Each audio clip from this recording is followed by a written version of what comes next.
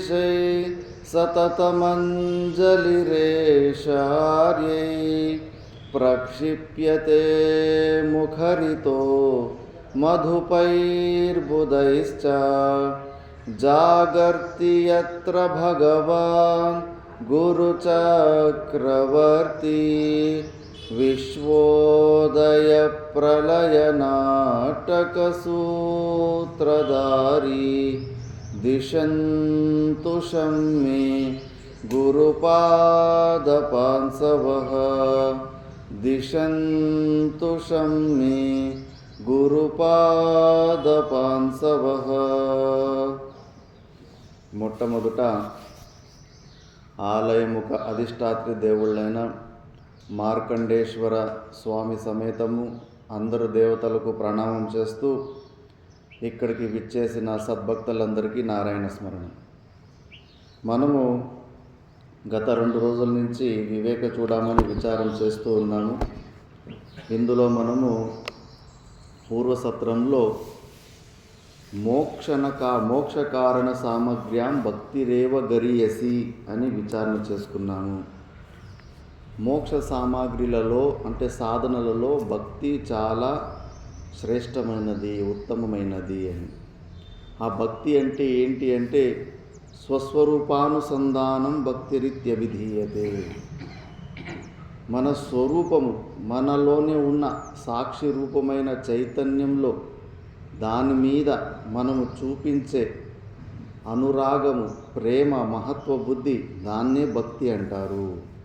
అందుకే శాస్త్రం చెబుతుంది, అగ్నిర్దేవో ద్విజాతీనాం ప్రతిమా స్వల్పబుద్ధీనాం మునీనాం హృది సర్వత్రా సమదర్శినః.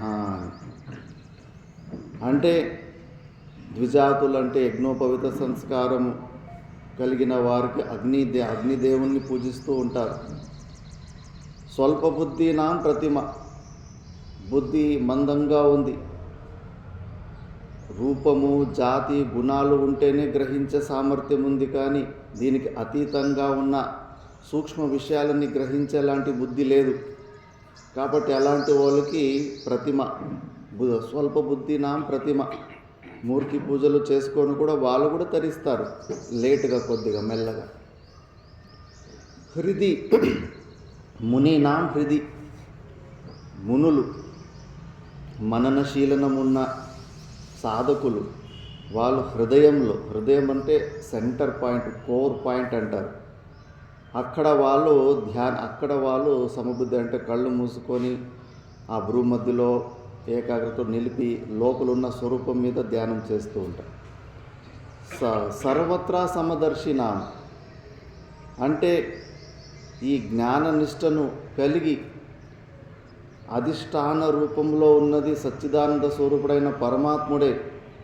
ఆ పరమాత్ముడే ఈ జీవభావంతో మాయా విశిష్ట చైతన్యము ద్వారా, మాయా ఒక ప్రభావము ద్వారా, అజ్ఞానము ద్వారా ఇన్ని రకాల వెరైటీ వస్తువులాగా కనపడుతున్నాడు.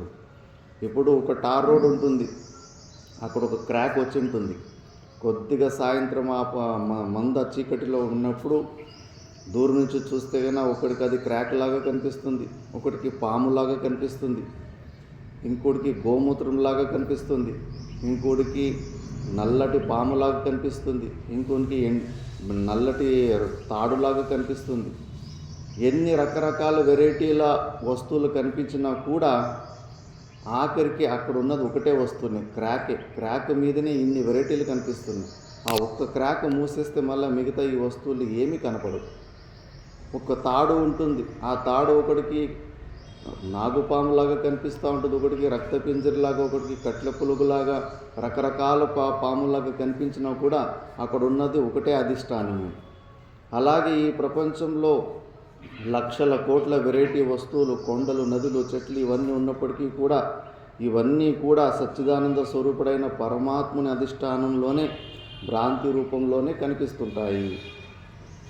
ఇప్పుడు మరుభూమిలో ఎండ వచ్చినప్పుడు నీళ్లు ఉన్నట్టు కనిపించినా కూడా అక్కడ మనకు ఇసుకే ఉంది అనే విషయము ఎంత స్పష్టంగా తెలిసి ఉంటుందో, జ్ఞానులకు ఈ ప్రపంచ ప్రతీతిలో ప్రతి ఒక్క వస్తువు కూడా ఆ పరమాత్మనే ఇన్ని వెరైటీలుగా కనిపిస్తున్నాడు.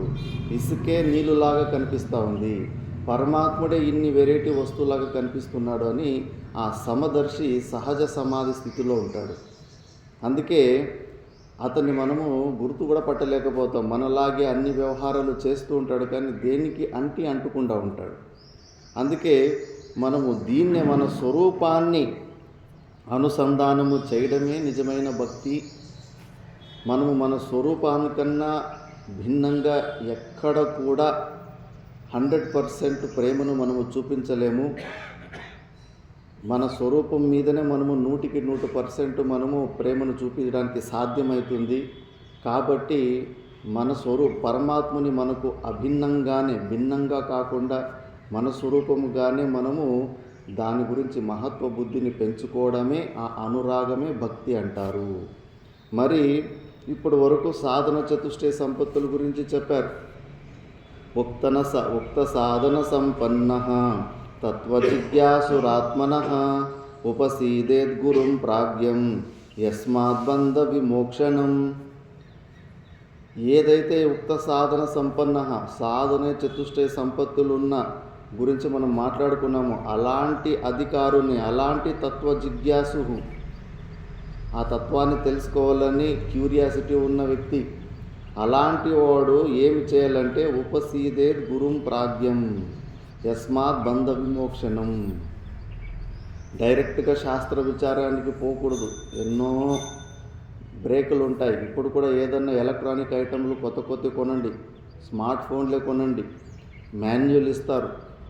ఎలా స్విచ్ ఆన్ చేసి ప్రతి ఒక్క యాప్ను కూడా ఎలా వాడుకోవాలని మొత్తం డీటెయిల్స్ చాలా వరకు ఉంటాయి. చదువు వచ్చినా కూడా ఇంకో గైడ్ చేసేవాళ్ళు లేకపోతే సరిగ్గా ఆ వస్తువుని మనము ఆపరేట్ చేయలేకపోతాం, సరిగ్గా కనెక్ట్ చేయలేకపోతాం. అదే ఏ చదువు రాకపోయినా గొర్రెలు మేపుకునే వాడికి కూడా వాడికి అక్కడ ప్రాక్టికల్ నాలెడ్జ్ ఉంటుంది, మొబైల్ని యాప్ని ఎట్లా వాడాలని. అలాంటి వాడు ఒకడు పక్కడు ఉంటే కన్నా మాన్యువల్ కూడా అవసరం ఉండదు, టక అని అన్నీ నేర్పించేస్తాడు. కాబట్టి శాస్త్రము మన జీవితానికి యూజర్ మాన్యువల్ ఉన్నప్పటికీ కూడా ఆ మాన్యువల్ని కరెక్ట్గా అర్థం చేసుకోవడానికి మనకు ఆ శాస్త్రాన్ని తెలిసిన గురువు అవసరం ఉంటుంది. అందుకే భాష్యకారు భగవానులు ముండకోపనిషత్తు మంత్రంలో స్పష్టంగా చెప్పారు, స్వతంత్రోపి సమర్థోపి విద్వానపి శాస్త్ర విచారం స్వాతంత్ర్యేన నా కుర్యాదని. నువ్వు స్వతంత్రంగా శాస్త్ర విచారాన్ని నువ్వు బుద్ధివంతుడు అయినప్పటికీ, మేధావి అయినప్పటికీ కూడా నువ్వు చేయకు. ఎందుకంటే ఎన్నో మిస్టేక్లు జరుగుతాయి. కాబట్టి నువ్వు గురుముఖంగానే నువ్వు తెలుసుకోవాలి. అందుకే ఈ సాధన చతుష్టయ సంపత్తిలో కొద్దిగా నువ్వు పొందిన తర్వాత నువ్వు నెక్స్ట్ స్టెప్ ఒక ఆ సద్గురుని ఆశ్రయించాలి. మరి ఆ గురువు ఎలా ఉంటాడు? శ్రోత్రియో వృజినో కామ హతోయో బ్రహ్మ విత్తమః బ్రహ్మన్యుపరత శాంతో నిరిందన యువానలః. గురువు ఎలా ఉండాలి, శిష్యుడు ఎలా ఉండాలి, అన్ని విషయాల్లో కూడా శాస్త్రం చెప్పాలి. శాస్త్రమే ప్రమాణం కావాలి. మన పర్సనల్ ఒపీనియన్లు ఇలా ఉన్నవాడే గురువు, ఇలా ఉంటేనే గురువు, లేకపోతే గురువు కాదు అని అనుకుంటుంటారు. కాకపోతే మనం శాస్త్రాన్ని చూసి తెలుసుకోవాలి. గురువు అంటే శ్రోత్రియుడై ఉండాలి. దీని గురించి మనము విచారణ చేసుకున్నాం. శ్రోత్రియుడంటే ఎవరు అని. శ్రోత్రియశ్చందోదీతే అని పాణిని సూత్రం ఉంటుంది. ఆ సూత్రం ప్రకారం 4 వేదాలని 6 అంగాలతో పాటు తెలిసి శిష్యులకి బోధ చేసే సామర్థ్యం ఉన్నవాడు శ్రోత్రియుడు అంటారు. కానీ ఆ వేదాలే ఇప్పుడు ఉపలబ్ధిలో లేవు. కాబట్టి వేదాల సారాన్ని వేదాంతం అంటారు, ఉపనిషత్ అంటారు. కాబట్టి అధీతోపనిషత్కః, ఉపనిషత్తుని అధ్యయనం చేసి దాన్ని ఇంకోరికి బోధ చేసే సామర్థ్యం ఎవరికైతే ఉంటుందో వాళ్ళు శ్రోత్రియులు. మళ్ళీ అవృజినః అంటే నిష్పాపుడై ఉండాలి గురువు. జీవన్ముక్త పురుషుడు, అతనిలో పాపవంశం ఏమీ ఉండదు. పాపవంశం ఉంటే జ్ఞానం అంటుకోదు. అందుకే మహాయోగులు ఈ సత్యాన్ని తెలుసుకొని ఒకసారి జన్మ తీసుకున్న తర్వాత ప్రారంభంలో పాపవంశం ఉంటుంది, పుణ్యవంశం ఉంటుంది.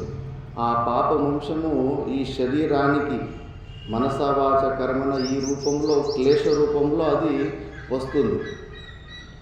యోగులు ఏం చేస్తారంటే ముముక్షు అవస్థలో ఎప్పటి వరకు ఈ పాప వంశం మనలో ఉంటుందో ఈ జ్ఞాన నిష్ట సరిగ్గా కలగదని చెప్పేసి స్టార్టింగ్లోనే వాలంటరీగా తపశ్చర్యకి వెళ్తారు.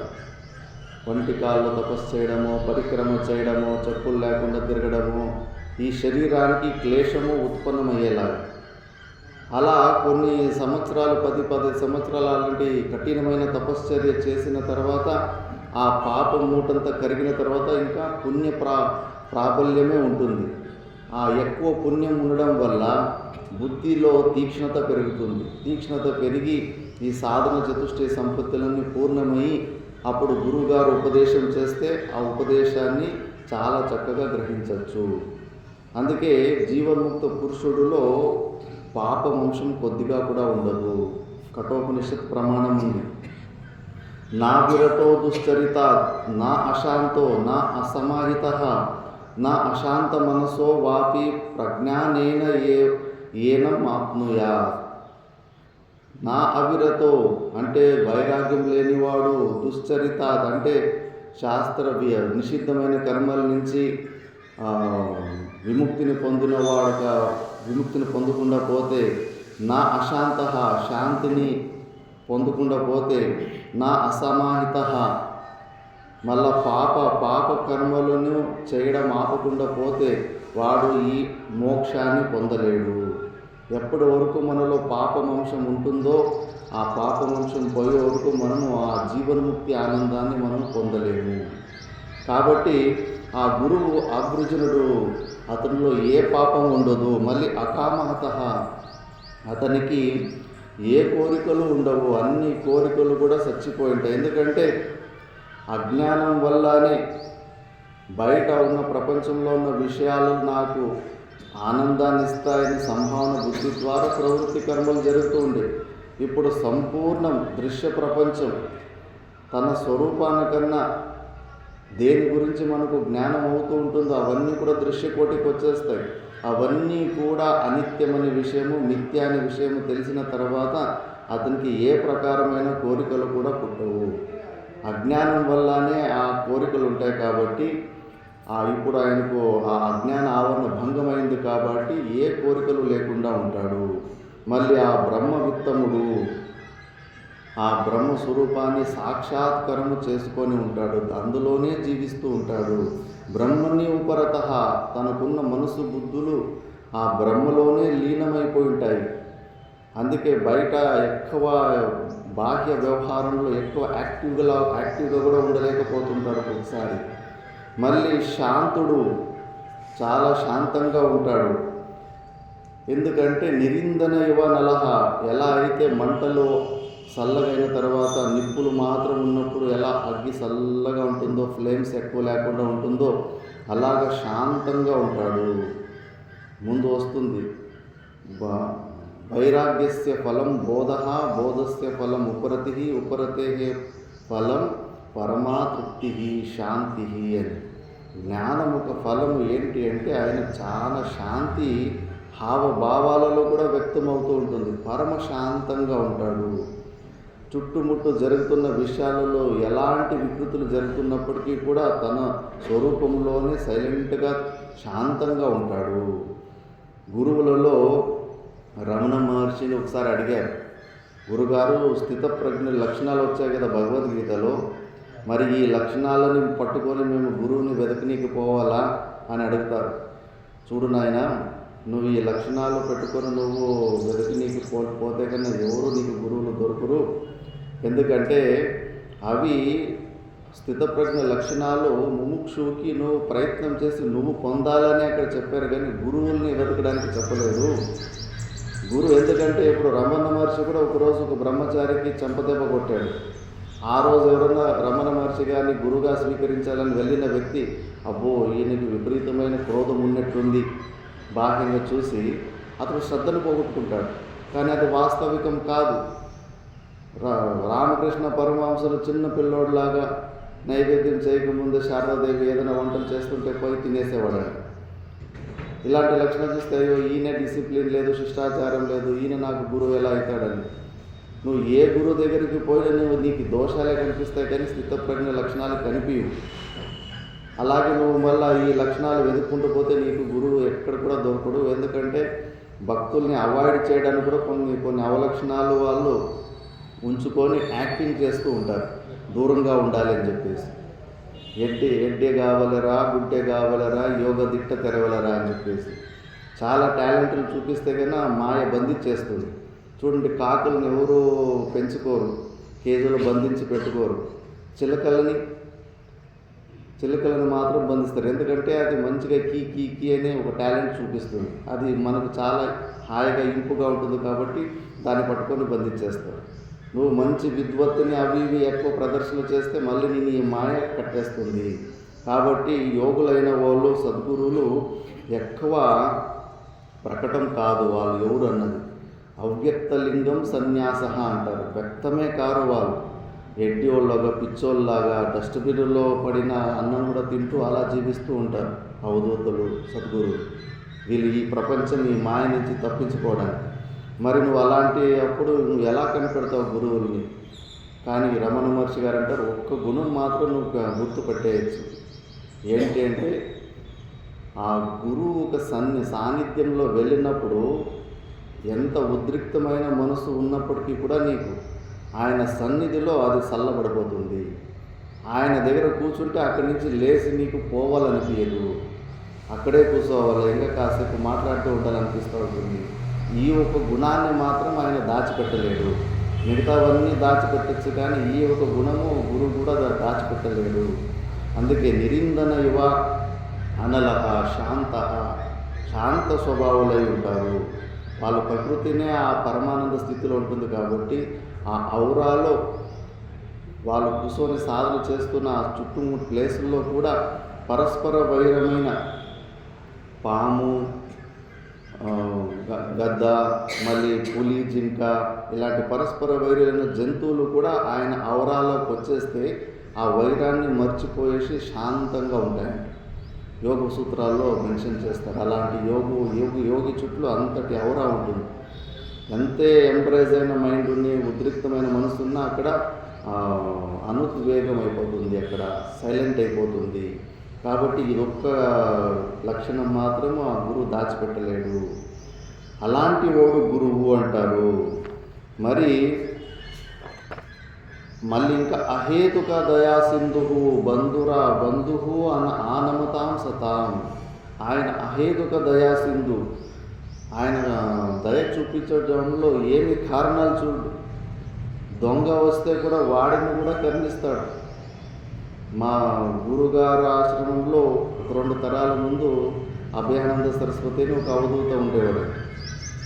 ఆయన ఫస్ట్ ఆశ్రమంలో పెట్టేటప్పుడు అప్పుడు ఒక చిన్న మేనేజర్, ఒక విద్యార్థిని మేనేజర్గా పెడితే 7,000 రూపాయలు దొంగతనం చేసుకుని వెళ్ళిపోయాడంట. మళ్ళీ 1.5 సంవత్సరం అయిన తర్వాత తిరిగి వస్తే మళ్ళీ అతను అదే మేనేజర్ పోస్ట్లోనే పెట్టాడంట. ఆ ట్రస్ట్ మెంబర్లు భక్తులు, కాదు స్వామీజీ మీకు వ్యవహారంలో అసలు జ్ఞానం లేదు, ముందుగానే అప్పుడు డబ్బులు దొంగతనం చేసుకొని వెళ్ళాడు వాడు, ఇప్పుడు ఇంకా కొన్ని డబ్బులు ఎక్కువ కూడా ఉన్నాయి, అప్పటికి బ్యాంకు లేవు కదా, డబ్బులంతా క్యాషే పెట్టుకున్నాడు, ఇప్పుడు ఇంకా పెద్ద మొత్తంలో దొంగతనం చేసిపోతాడు, మీకు వ్యవహారం తెలీదు, మీరు ఇలాంటి వాళ్ళని మీ దగ్గర ఉంచుకుంటూ మీ నుంచి దూరం పంపించేయాలి అని అంటారంట. అవునప్ప, ఒకవేళ ఆకాశము తన నుంచి ఎవరినన్నా దూరం పంపించాలంటే ఎక్కడ పంపిస్తుంది? స్పేస్ ఎవరినన్నా తన నుంచి దూరంగా పంపించాలంటే ఎక్కడ పంపిస్తుంది? ఎక్కడ పంపించినా స్పేసే ఉంటుంది. అంటే వాళ్ళు అలాంటి సర్వవ్యాపకమైన ఈశ్వరతత్వంలో ఉంటారు కాబట్టి, అంతటికీ అధిష్టాన రూపంలో వాళ్ళే ఉంటారు కాబట్టి మనకున్న ఆ భేద బుద్ధి వాళ్ళకు ఉండదు. వీడు దొంగ, వీడు మంచోడు అన్న ఆ భేద బుద్ధి వాళ్ళకు ఉండదు. అందుకే ఆ హేతుక దయాసింధు, ఎవరిపైనైనా కూడా వాళ్ళు దయ చూపిస్తూ ఉంటారు. కేవలం నీలో ఆనమతాం అంటే నీలో ఆ సరెండర్నెస్ బుద్ధి ఉండాలి, ఆ గురువుల మీద నీకు శ్రద్ధ ఒకటి ఉండాలి. కానీ నువ్వు ఎంతటి మహాపాపాలు చేసినా కూడా ఆ పాపాలను కూడా కడిగే సామర్థ్యము గురువుకు ఉంటుంది. అందుకే ఆయన ఇంతమందికి సహాయం చేయాలి అని లిమిటేషన్స్ ఉండదు. కారణాలు ఉండవు. ఎవరు వచ్చినా కూడా వాళ్ళందరికీ కూడా సహాయం చేస్తూ ఉంటాడు. అలాంటి వాడు గురువు అని చెప్పేసి. తమారాధ్య గురుం భక్త్యా ప్రశ్రయ సేవనై ప్రసన్నం తమను ప్రాప్య పృచ్ఛేద్యాతవ్యమాత్మనః. అలాంటి గురువుని ఆశ్రయించి భక్త్యా ప్రశ్రయ సేవనై అని, ఇది చాలా ఇంపార్టెంట్. గురువుని అప్రోచ్ అయ్యే విధానం. భక్తి అంటే పూజ్యేసు అనురాగ, పూజ్యుల మీద మనకున్న అనురాగం, వాళ్ళ మీద ఒక రెస్పెక్ట్ ఏదైతే అది మానస ధర్మ, మానసికమైన ధర్మం. పూజ్యుల్లో మనకు అనురాగం ఏదైతే దాన్ని భక్తి అంటారు. తయా ప్రహ్వః తద్వ్యంజకాకార విశిష్ట నమ్రకాయ బద్ధాంజలి పుటః. ప్రహ్వః అంటే లోపలున్న ఆ భక్తి, ఆ అనురాగము బయట బాడీ లాంగ్వేజ్లో కూడా వ్యక్తం కావాలి, హావభావాల్లో కూడా అది వ్యక్తం కావాలి. అందుకే గురువు దగ్గర ఉన్నప్పుడు బాడీ లాంగ్వేజ్లో నీ మనసులో అహంకారం ఉంటే అది కూడా నీ కళ్ళల్లో, నీ బాడీ లాంగ్వేజ్లో వ్యక్తమవుతూ ఉంటుంది లోపల. అందుకే దాన్ని ఎలా మరి బాడీ లాంగ్వేజ్ నమ్రకాయ, ఇట్లా చాలా వినమ్రతోటి కలిగి ఉండాలి మనము. బద్ధాంజలి పుటః, గురువుల దగ్గర ఉన్నప్పుడు ఇట్లా ఇలా నిల్చుకొని ఉండాలి. మళ్ళీ ప్రశ్రయం అంటే ఏంటంటే ప్రశ్రయ సేవనై, ప్రశ్రయశ్చ సేవనాని చ ప్రశ్రయ సేవనాని. ప్రశ్రయం అంటే వినీత వాక్త్వం, మనం మాట్లాడే మాట చాలా వినయంతోటి కూడి ఉండాలి. విద్యా దదాతి వినయం అని. ఆ వినయత కనిపించకుండా పోతే సరిగ్గా విద్య పండలేదు అని చెప్పేసి. వినీత వాక్త్వం. సేవలు అంటే ఏంటి అంటే సాష్టాంగ నమస్కార, తత్పాద సంవహన, సాష్టాంగ నమస్కారాలు చేసుకోవడము, గురువుల పాదాలు ఒత్తడం, తదుక్తకరణాదీని, ముఖ్యంగా గురువులు చెప్పిన దాన్ని చేయడం, గురువుల ఆజ్ఞని పాటించడమే నిజమైన గురుసేవ. ఒకసారి మా సత్పురుషుడు మా గురువులు వారు అవధూతులు ట్రైన్లో పోతుంటే శిష్యుని సీటు పైన కింద బర్త్లో వచ్చింది, గురువుకి సీటు పైన బర్త్లో వచ్చింది. గురువుకి వయసు అయిపోయింది. ఒరే నాకు వయసు అయిపోయిందిరా, నేను పైన ఎక్కలేడు, నేను కింద పడుకుంటా, నువ్వు పైన ఎక్కరా అంటే, గురుగారు మీరు కిందుండి నేను పైకి పోవడమా అని అరహరంటే ఒప్పుకోలేదండి. ఎందుకంటే ఇంకా సరిగ్గా అర్థం చేసుకోలేదు. అక్కడ లేదు గురువుల మీద మేము ఉండము, మీరు పైన ఉండాలి, మీ కింద మేము ఉండాలని దాన్నే వాదిస్తున్నాడు, కానీ ఆజ్ఞని మాత్రం పాటిస్తలేదు. అప్పుడు గురుగారు ఒక స్టోరీ చెప్పాడంట. చూడరా, ఒకసారి గురు శిష్యులు ఉండేవారంట. గురుగారికి కాలు నొస్తూ ఉంటే కొద్దిగా నా కాలు మీద నిలబడి కొంచెం కాళ్ళతోటి తొక్కునైనా కొంచెం వీపు నొప్పి అవన్నీ ఉంటే కన్నా కొంచెం ఒక కాళ్ళ మీద తొక్కి కొద్దిగా మసాజ్ చేయంటే కన్నా, గురుగారు నేను నా కాళ్ళని మీ వీపు మీద మీ కాళ్ళ మీద పెట్టడమా, అది ఈ జనంలో కుదరదు, అసాధ్యం, కుదరదు అని. ఒరే నువ్వు నా కాళ్ళ మీద కాలు వేయడానికి నువ్వు నిరాకరిస్తున్నావు, కానీ నా నోరు మీదనే కాలు వేసావు కదరా, అంటే నా ఆజ్ఞనే నువ్వు ఉల్లంఘిస్తున్నావు కదా అని. కాబట్టి గురువులు ఆజ్ఞని పాటించడమే నిజమైన గురుసేవ అని. ఇలా ప్రశ్రయ సేవనై ప్రసన్నం తమను ప్రాప్య, ఇలా సేవలు చేస్తూ ఉండాలి. ప్రశ్నోపనిషత్తులో శిష్యులు అందరూ సమిధులు చేతిలో పెట్టుకొని గురుగారి దగ్గరికి పోతారు. సమిత్ పాణి అంటారు. ఆ సమిధులు చేతిలో పెట్టుకొని వెళ్తే కానీ గురుగారు ఇప్పటిలాగా పోయి డైరెక్ట్గా డోర్ బెల్ కొట్టే పద్ధతి లేదు. ముందు వాళ్ళ ఆశ్రమం బయటనే నిలబడాలి. ఆ సమిధులు సింబల్ అవి. ఇప్పుడు యుద్ధాలు నడుస్తున్నప్పుడు తెల్లటి జెండా తీసుకొని ముందుకు వెళ్తే వీళ్ళు రాజీకి వస్తున్నారు, యుద్ధానికి కాదు అని అది మెసేజ్ ఇస్తుంది. అలాగా ఈ సమిధులు తీసుకొచ్చినప్పుడు అంటే ఈ సంసారాన్ని మేము నిస్సారంగా చూసినాము, సాధన చతుష్టయ సంపత్తులతో యుక్తంగా ఉన్నాము, మేము మోక్ష విషయం గురించినే మీ సహాయం కోరి ఇక్కడికి వచ్చినాము, వేరే అన్య లౌకిక విషయం గురించి మేము అడగము అని అది చూపించడం అన్నమాట సమిత్ పాణి. గురుగారు చూసి అసలు మీరు ఎవరు, ఎక్కడి నుంచి వచ్చారని అసలు మాటలు కూడా ఆడరు. 1-2 సంవత్సరాలు బయటనే, ఆశ్రమ బయటనే నిలుచుకో ఉంటారు. మీరు నిజంగానే సాధన చతుష్టయ సంపత్తులతోటి యుక్తంగా ఉన్నామని చెప్తున్నారు కదా, అందులోనే ఆ సహన శక్తి తితిక్షని పరీక్ష చేసుకుంటాడు గురువులు. మరి వాళ్ళకి రెస్పాన్స్ ఇవ్వకుండా పోతే కన్నా వాళ్ళు అలిగి వెళ్ళిపోతారా, లేదా ఓపికతోటి నిలబడి ఉంటారా? అందులో అనన్య శరణత్వం కూడా ఉండాలి. గురుగారు మీరు తప్పితే నాకు ఇంకా వేరే ఆప్షన్ లేదు అన్నది కూడా చూపించాలి. వీళ్ళు కాసేపు మనం మాట్లాడకుండా పోతే, నువ్వు కాకపోతే ఇంకో గురువులు చాలామంది ఉన్నారు అని చెప్పేసి వేరే గురువు దగ్గరికి పోతారా? ఇవన్నీ గురువులు పరీక్ష చేసేవారు. అయినా వాళ్ళు ఓపికతోటి అక్కడే వాళ్ళు నిలబడి ఉన్నందుకు మళ్ళా పిలిచి, ఏమినైనా మీకు ఏమి కావాలంటే ఇట్లా మోక్ష సాధనాల గురించి తెలుసుకొని వచ్చినామని. ఒకవేళ నాకు తెలిస్తే మీకు చెబుతాను అంటాడు. అంటే గ్యారంటీ కూడా ఇవ్వడు. తప్పకుండా చెబుతాను, నీకు మోక్షం వచ్చేస్తుంది, నీకు వ్యారంటీ కార్డు కూడా లేదు. ఇలా ఉండేది పద్ధతి. కర్ణాటకలో సిద్ధారూఢ స్వాములు అని సిద్ధ పురుషులు ఉండేవారు. వారు గురుగారి దగ్గరికి వెళ్ళినప్పుడు బయట నుంచినే, అక్కడ లోపల ఉండడానికి వసతి కూడా లేదు. ఆ గుర్రాలు ఉంటాయి అక్కడ, గుర్రాలు కొక్కడిలోనే అక్కడే పడుకోవాలా. రోజు ఆ గుర్రాల పెండని తీసి శుభ్రం చేస్తూ ఉండాలి. సేవ ఉంది, ముందుగానే చెప్పేస్తారు, నీ భోజనానికి నీ వసతికి నువ్వే చూసుకోవాలి, ఇక్కడ నా నుంచి ఏం ఎక్స్పెక్టేషన్ లేదు అని చెప్పేసి. అలా 11 సంవత్సరాలు కేవలం సేవే. మిగతా వాళ్ళకి పాఠాలు చెబుతుంటే ఇతనికి మాత్రం ఆ సేవనే. అంటే ఫస్ట్ అవే పరీక్ష చేసేవాడు ముందు, సాధన చతుష్టయ సంపత్తులు ఉన్నాయా లేదా అని చెప్పేసి. అలా పరీక్ష చేసిన తర్వాత మళ్ళీ వారు దగ్గర తీసుకొని వాళ్ళకు ఉపదేశం చేసేవారు. అందుకే గురువుల దగ్గరికి పోయిన తర్వాత ఫస్ట్ వాళ్ళ కృపని పొందే వరకు సేవాదులతోటి వాళ్ళను మనం సేవిస్తూ ఉండాలి. మళ్ళీ వాళ్ళు ప్రసన్నం తమను ప్రాప్య, ప్రసన్న చిత్తులుగా ఉన్నప్పుడు అప్పుడు పృచ్ఛేద్ జ్ఞాతవ్యం ఆత్మనః, అప్పుడు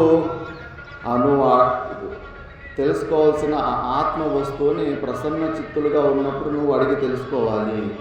ఎప్పుడంటే అప్పుడు జర్నలిస్టులు అడుగుతుంటారు కదా, మైకి పెట్టుకొని నడుచుకొని పోతూ ఉంటే 10 మైకులు మూతి ముందు పెట్టేస్తారు, చెప్పండి అది చెప్పండి ఇది చెప్పండి అని చెప్పి. కేవలం ప్రశ్న అడగడంలోనే వాళ్ళకి ఉత్సాహం ఉంటుంది, కానీ ఉత్తరం వినడంలో ఉత్సాహమే ఉండదు.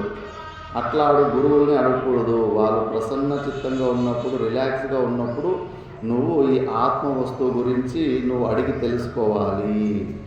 మళ్ళీ గురుగారి దగ్గర ముఖ్యంగా నీ సమస్యలు చెప్పుకొని, నువ్వు పడుతున్న కష్టాలు సంపూర్ణంగా గురుగారి దగ్గర ఏ సీక్రెట్స్ ఉంచకూడదు. ప్రతి ఒక్కటి మనసులో వస్తున్న ప్రతి ఒక్క వికారం గురించి గురువుల దగ్గర ఎక్స్ప్లెనేషన్ చేసుకోవాలి. డాక్టర్ల దగ్గర, లాయర్ దగ్గర, గురువుల దగ్గర నిజమే చెప్పాలంటారు. డాక్టర్ దగ్గర పోయేసి నీకు పొట్టనొప్పి ఉంటే నాకు తలనొప్పి అని అబద్ధం చెప్తే ఏం జరుగుతుంది? వేరే మాత్ర ఇస్తాడు, ఆ మాత్ర తీసుకుంటే నీ ఆరోగ్యం చెడిపోతుంది. కాబట్టి గురువు గారి దగ్గర కూడా ఫస్ట్ నీ సమస్యను చాలా వినయంగా చెప్పుకోవాలి. స్వామిన్ నమస్తే నతలోకబంధో కారుణ్య సింధో పతితం భవాబ్దో మాముద్దరాత్మీయ కటాక్ష దృష్ట్యా రిజ్వ్యాతి కారుణ్య సుధాభివృష్ట్యా. ఏ స్వామిన్ నతలోక బంధో అంటే నమస్కారం చేసిన వాళ్ళకు, అంటే నీకు సరెండర్ అయిన వాళ్ళకు నువ్వు బంధువి. బంధువు అంటే దుఃఖమోచక, దుఃఖాన్ని తొలగించే వారిని బంధువులు అంటారు. ఇప్పుడు కలికాలంలో విపరీతమైపోయింది. బంధువులే ఇంకా ఎక్కువ దుఃఖాన్ని ఇస్తూ ఉంటారు, చుచ్చే మాటలు అవో ఇవి చేసి. కానీ శాస్త్ర ప్రకారం బంధువు అంటే దుఃఖమోచక, దుఃఖాన్ని తొలగించేవాళ్ళు అని. గురువు సరెండర్ అయిన వాళ్ళకు, వినమ్రతతోటి నమస్కారం చేసిన వాళ్ళకు ఆయన దుఃఖమోచకుడు. నతలోక బంధో కారుణ్య సింధో, కరుణ ఒక సముద్రమే ఉంటుంది. కరుణ చూపిస్తే అపారమైన కరుణ చూపిస్తారు. అందుకే గురు కృపను పొందిన వాళ్ళు గురువుల గురించి చెప్పలేకపోతారు, ఏడుపు వచ్చేస్తుంది వాళ్ళకు. ఎందుకంటే ఆ మోక్షాన్ని పొందిన తర్వాత తెలుస్తుంది ఆ గురువుల మహిమ ఏంటి అని చెప్పేసి, వాళ్ళ కృప ఏంటి అని చెప్పేసి. మళ్ళా నేను భవాబ్దౌ పతితం, నేను ఈ భవరూపమైన ఈ సంసారంలో నేను మునిగి ఉండాను. విపరీతమైన దుఃఖాన్ని అనుభవిస్తున్నాను. కాబట్టి ఆత్మీయ కటాక్ష దృష్ట్యా రిజ్వ్య అతి కారుణ్య సుతాభివృష్ట్యా మాముద్ధరా. నీ ఒక ఆత్మీయ కటాక్ష దృష్టి ద్వారా నన్ను ఉద్ధరించు. ఆ జీవన్ముక్త పురుషులకి ఆ సామర్థ్యం కూడా ఉంటుంది. కర్ణాటకలో గుల్బర్గాలో మాతామాణికేశ్వరి మాతాజీ అని ఒక మహాయోగిని మాతాజీ గారు ఉన్నారు. ఇక్కడే కరీంనగర్లో కూడా రైల్వే స్టేషన్ పక్కలో వాళ్ళది ఒక గుడి ఉండేది. అక్కడ ఒక చిన్న ఘటన జరిగింది. అక్కడ 7 ఎకరాల ఆశ్రమం ఉంటుంది. బత్తాయి తోటలు వేసి ఉంటారు. అమ్మగారు లోపల ఉన్నప్పుడు చుట్టూ భక్తులంతా వెయిట్ చేస్తున్నారు దర్శనం కోసం. అమ్మగారు డోర్ తీసుకొని బయటకు వచ్చేసరికి గోడకు కొన్ని లక్షల పురుగులు, ఆ బత్తాయి తోటలో ఉన్న పురుగులు ఏదో డిజైన్ అనుకున్నారంట గోడలకు. అది కాకపోతే అవన్నీ పురుగులు, అన్ని పురుగులు తేనెటీగల్లాగా అన్ని ఒత్తుగా ఉండేవాడు. అవన్నీ డోర్ తీసిన వెంబడే అన్నీ ప్రాణం వదిలిపెట్టేశారు. ఏంటి ఇది విచిత్రంగా ఇన్ని పురుగులు ఇట్లా రాలిపోతున్నాయని అమ్మగారిని అడిగారంటే, ఏంటమ్మా ఇవి ఇట్లా ఇలా ఎందుకు అవుతున్నాయంటే, సాధు దర్శనం పాపనాశనం అన్నారు. నారదుంది ఒక స్టోరీ చెప్పారంటే పురాణంలో. ఒకసారి వైకుంఠంలో అందరూ ఎవరి కోసమో వెయిట్ చేస్తూ ఉంటే విష్ణుమూర్తి నారదుని కోసం అప్పుడు సన్యాసం తీసుకునేసి ఉంటాడు. నారదుని కోసం వెయిట్ చేస్తూ ఉంటాడు. నారదుడు వస్తే నారదునికి నమస్కారం చేసి సాధు దర్శనం పాపనాశనం అన్నారు. నారదుడు, ఏంటి ప్రభు, నాకే గతి లేక నారాయణ నారాయణ అని మిమ్మల్ని అంటే మీరు ఇలా అంటున్నారంటే, లేదు నాయన, నువ్వు సత్పురుషుడు కదా, నువ్వు సాధువుల దర్శనం చేసుకుంటూ తెలుసో తెలియక చేసిన పాపాలు అవి క్షీణించిపోతాయి, నశించిపోతాయి అంట. నారదుడు నవ్వుతాడంట. సరే, నీకు నమ్మకం రావాలంటే భూలోకంలో ఒక పెంట పురుగు ఉంటుంది. ఆ పెంటని ఉండలు చేసుకుని తోసుకుంటూ పోతుంటుంది. దానిపై దర్శనం ఇవ్వాలి. దానిపై దర్శనం ఇస్తే, ఓహో నారద ప్రభు మీ దర్శనం కలిగింది, సాధు దర్శనం పాపనాశనం అని చెప్పి అది ప్రాణం వదిలిపెట్టేసింది. మళ్ళా ఇంకాస్త మళ్ళా పోయి అక్కడ పోతే ఏమీ అర్థం కాలేదంట. ఇంకొన్ని రోజుల తర్వాత మళ్ళీ ఒక చిలుక ఒక చెట్టు మీద రామనామస్మరం చేస్తూ ఉంటుంది. నువ్వు పోయి దానికి దర్శనం ఇవ్వు అన్నాడు. సరే అని అక్కడ పోయి దర్శనం ఇస్తే, ఓహో నారద మహర్షి మళ్ళీ మీ దర్శనం అయిందా, సాధు దర్శనం పాపనాశనం అని అది కూడా ప్రాణం కోల్పోయిందండి. ఈ కథలు పురాణాల్లో 2-3 విధాలుగా వస్తాయి, 2-3 పురాణాల్లో. మళ్ళా నారదునికి భయం వేసింది, మళ్ళా నాతోటి ఏదో లీలలు చేపిస్తున్నాడు భగవంతుడు అని చెప్పేసి. కొన్ని రోజుల తర్వాత, లేదు నారద, ఇప్పుడు నువ్వు భూలోకంలో వెళ్ళి ఒక రాజుకు మగబిడ్డ పుట్టాడు, ఆ బిడ్డనిపై నువ్వు ఆశీర్వాదించి రాపో, నీకు మొత్తం అర్థమైపోతుంది. ఇంకా నారదుడు వచ్చాడని ఆ రాజు చాలా సంతోషపడతాడు నా కొడుకును ఆశీర్వాదించడానికి. నారదునికి ఏమో భయం, ఇప్పుడు ఒకవేళ నేను పోయి దాన్ని చూస్తే కానీ ఆ బిడ్డ చనిపోతే కానీ మళ్ళీ ఇంకా రాజు నన్ను వదిలిపెట్టడు అని చెప్పేసి భయపడుతూ దగ్గరికి పోతే ఆ చిన్న పిల్లోడు మాట్లాడతాడు, ఓహో మహానుభావ, నీ వల్లనే నాకు ఈ మనుష్య జన్మ వచ్చింది అని. ఎలా అంటే, నేను పెంట పురుగై ఉండి అప్పుడు నీ దర్శనం వల్ల ఇంకాస్త ఉన్నతమైన జన్మ వచ్చింది, చిలక జన్మ వచ్చింది, అందులో నాకు రామనామ స్మరణ చేసుకునే అవకాశం కలిగింది. మళ్ళీ మీ దర్శనం అయింది, దానివల్ల నాకు ఈ మనిషి జన్మ వచ్చింది.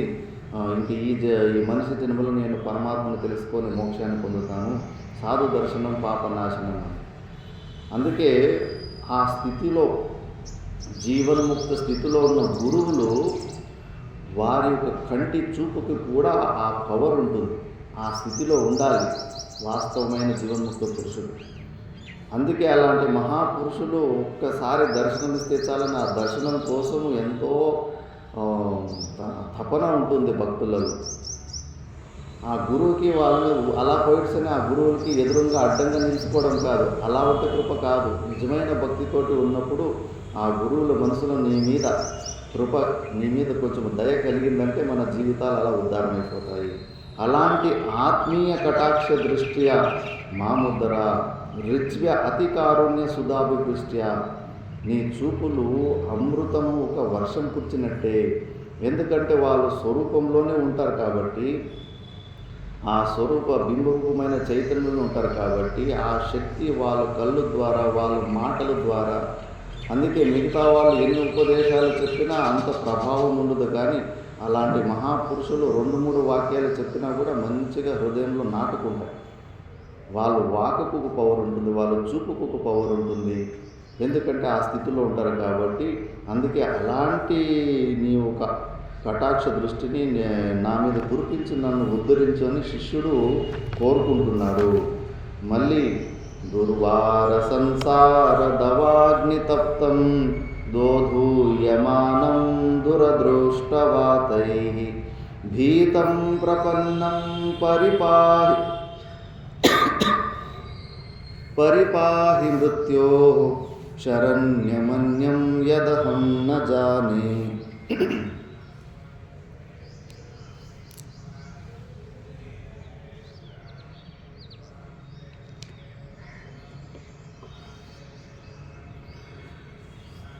దుర్వార సంసార దవాగ్ని తప్తం.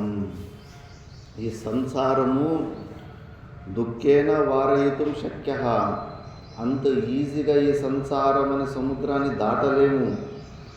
ప్రయత్నాలు చేస్తున్న వారికి అర్థమవుతుంది, పుస్తకాలు చదువుతున్నాము, స్పష్టంగా అర్థమవుతుంది, సంశయాలు లేవు. కానీ ఆ కృతకృత్యత ధన్యోహం అన్న ఆ జీవన్ముక్తి స్థితి మాత్రం కలగడం లేదు. అప్పుడే ఇంకా ఎక్కువ భయపడిపోతాం. ఏమి ప్రయత్నాలు చేయకుండా ఉన్నవాడికి కొద్దిగా ధైర్యం ఉంటుంది. నేను సాధన చేసిన రోజు నాకు మోక్షం కలుగుతుందని. ప్రయత్నము చేసి ఇవన్నీ చేస్తున్నప్పటికీ కూడా అసలు ఏమీ దొరకడం లేదు కదా, ఏమీ అవడం లేదు కదా అన్న స్థితిలో వాడికి భయం వేస్తుంది. అందుకే వాడు దోదూయమానం దురదృష్టవాతై. ఈ సంసారంలో దెబ్బల మీద దెబ్బలు పడుతూ ఉన్నాయి.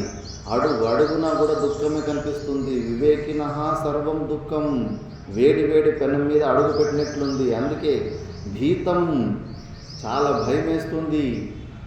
శాస్త్రం వింటున్నప్పటికీ కూడా అర్థమైనట్టే ఉంటుంది, కానీ మళ్ళీ ఏమీ అవడం లేదు. అందుకే ప్రపన్నం, నేను నీకు శరణాగతుడై ఉన్నాను. పరిపాహి మృత్యోహో, ఈ మృత్యు నుంచి నన్ను కాపాడు. శరణ్యమన్యం యదహం న జానే. నువ్వు తప్పితే నాకు ఇంకా వేరే దిక్కు లేదు. అనన్య శరణత్వం కూడా మనం చూపించాలి గురువు దగ్గర. మన హావభావాలతోటి, మన వ్యవహారంతో నువ్వు చెప్తే చెప్పు, నువ్వు చెప్పుకుంటా పోతే నాకు ఇంకా వేరే గురువులు ఎంతోమంది ఉన్నారులే, అక్కడ పోయి నేర్చుకుంటాను, ఇలాంటివి నువ్వు వ్యక్తం చేస్తూ ఉంటే నీ ఒక వ్యవహారం ద్వారా గురువుగారు కూడా పూర్తిగా పట్టించుకోరు. కంప్లీట్ శరణాగతి అయిన తర్వాతనే వాళ్ళు ఆ కాంట్రాక్ట్ తీసుకుంటారు, నేను ఉద్ధరించే కాంట్రాక్ట్. లేకపోతే నువ్వు ఈ అనన్య శరణత్వం చూపిస్తేనే నీ గురించి పట్టించుకుంటారు, లేకపోతే పట్టించుకోరు. వాళ్ళు కూడా దూరం నుంచి ఎంత కావాలో అంత ఉపదేశం చేసి దూరంగానే ఉంటారు. ఆ డిపెండెన్సీ చూపించాలి. చూపించాల్సిన కాడ డిపెండెన్సీ చూపించము, కానీ అన్ని చోట్ల చూపిస్తుంటారు. మిగతా సంబంధాలు అన్ని చోట్ల కూడా ఆ పరాధీనతని మనము ఒప్పుకుంటాం, డిపెండెన్సీని ఒప్పుకుంటాం. కానీ నిజమైన డిపెండెన్సీ గురుగారి దగ్గర చూపించాలి. గురుగారి దగ్గర ఇండిపెండెంట్గా ఉన్నాను అన్న తత్వాన్ని వ్యక్తం చేయకూడదు. సరే, నువ్వు ఇప్పుడే స్వతంత్రమైతే కానీ మరి నీ దారి నువ్వు చూసుకో అంటారు. గురుగారి దగ్గర నువ్వు డిపెండెన్సీనే చూపించాలి. అప్పుడే వాళ్ళు నీ గురించి పట్టించుకుంటారు.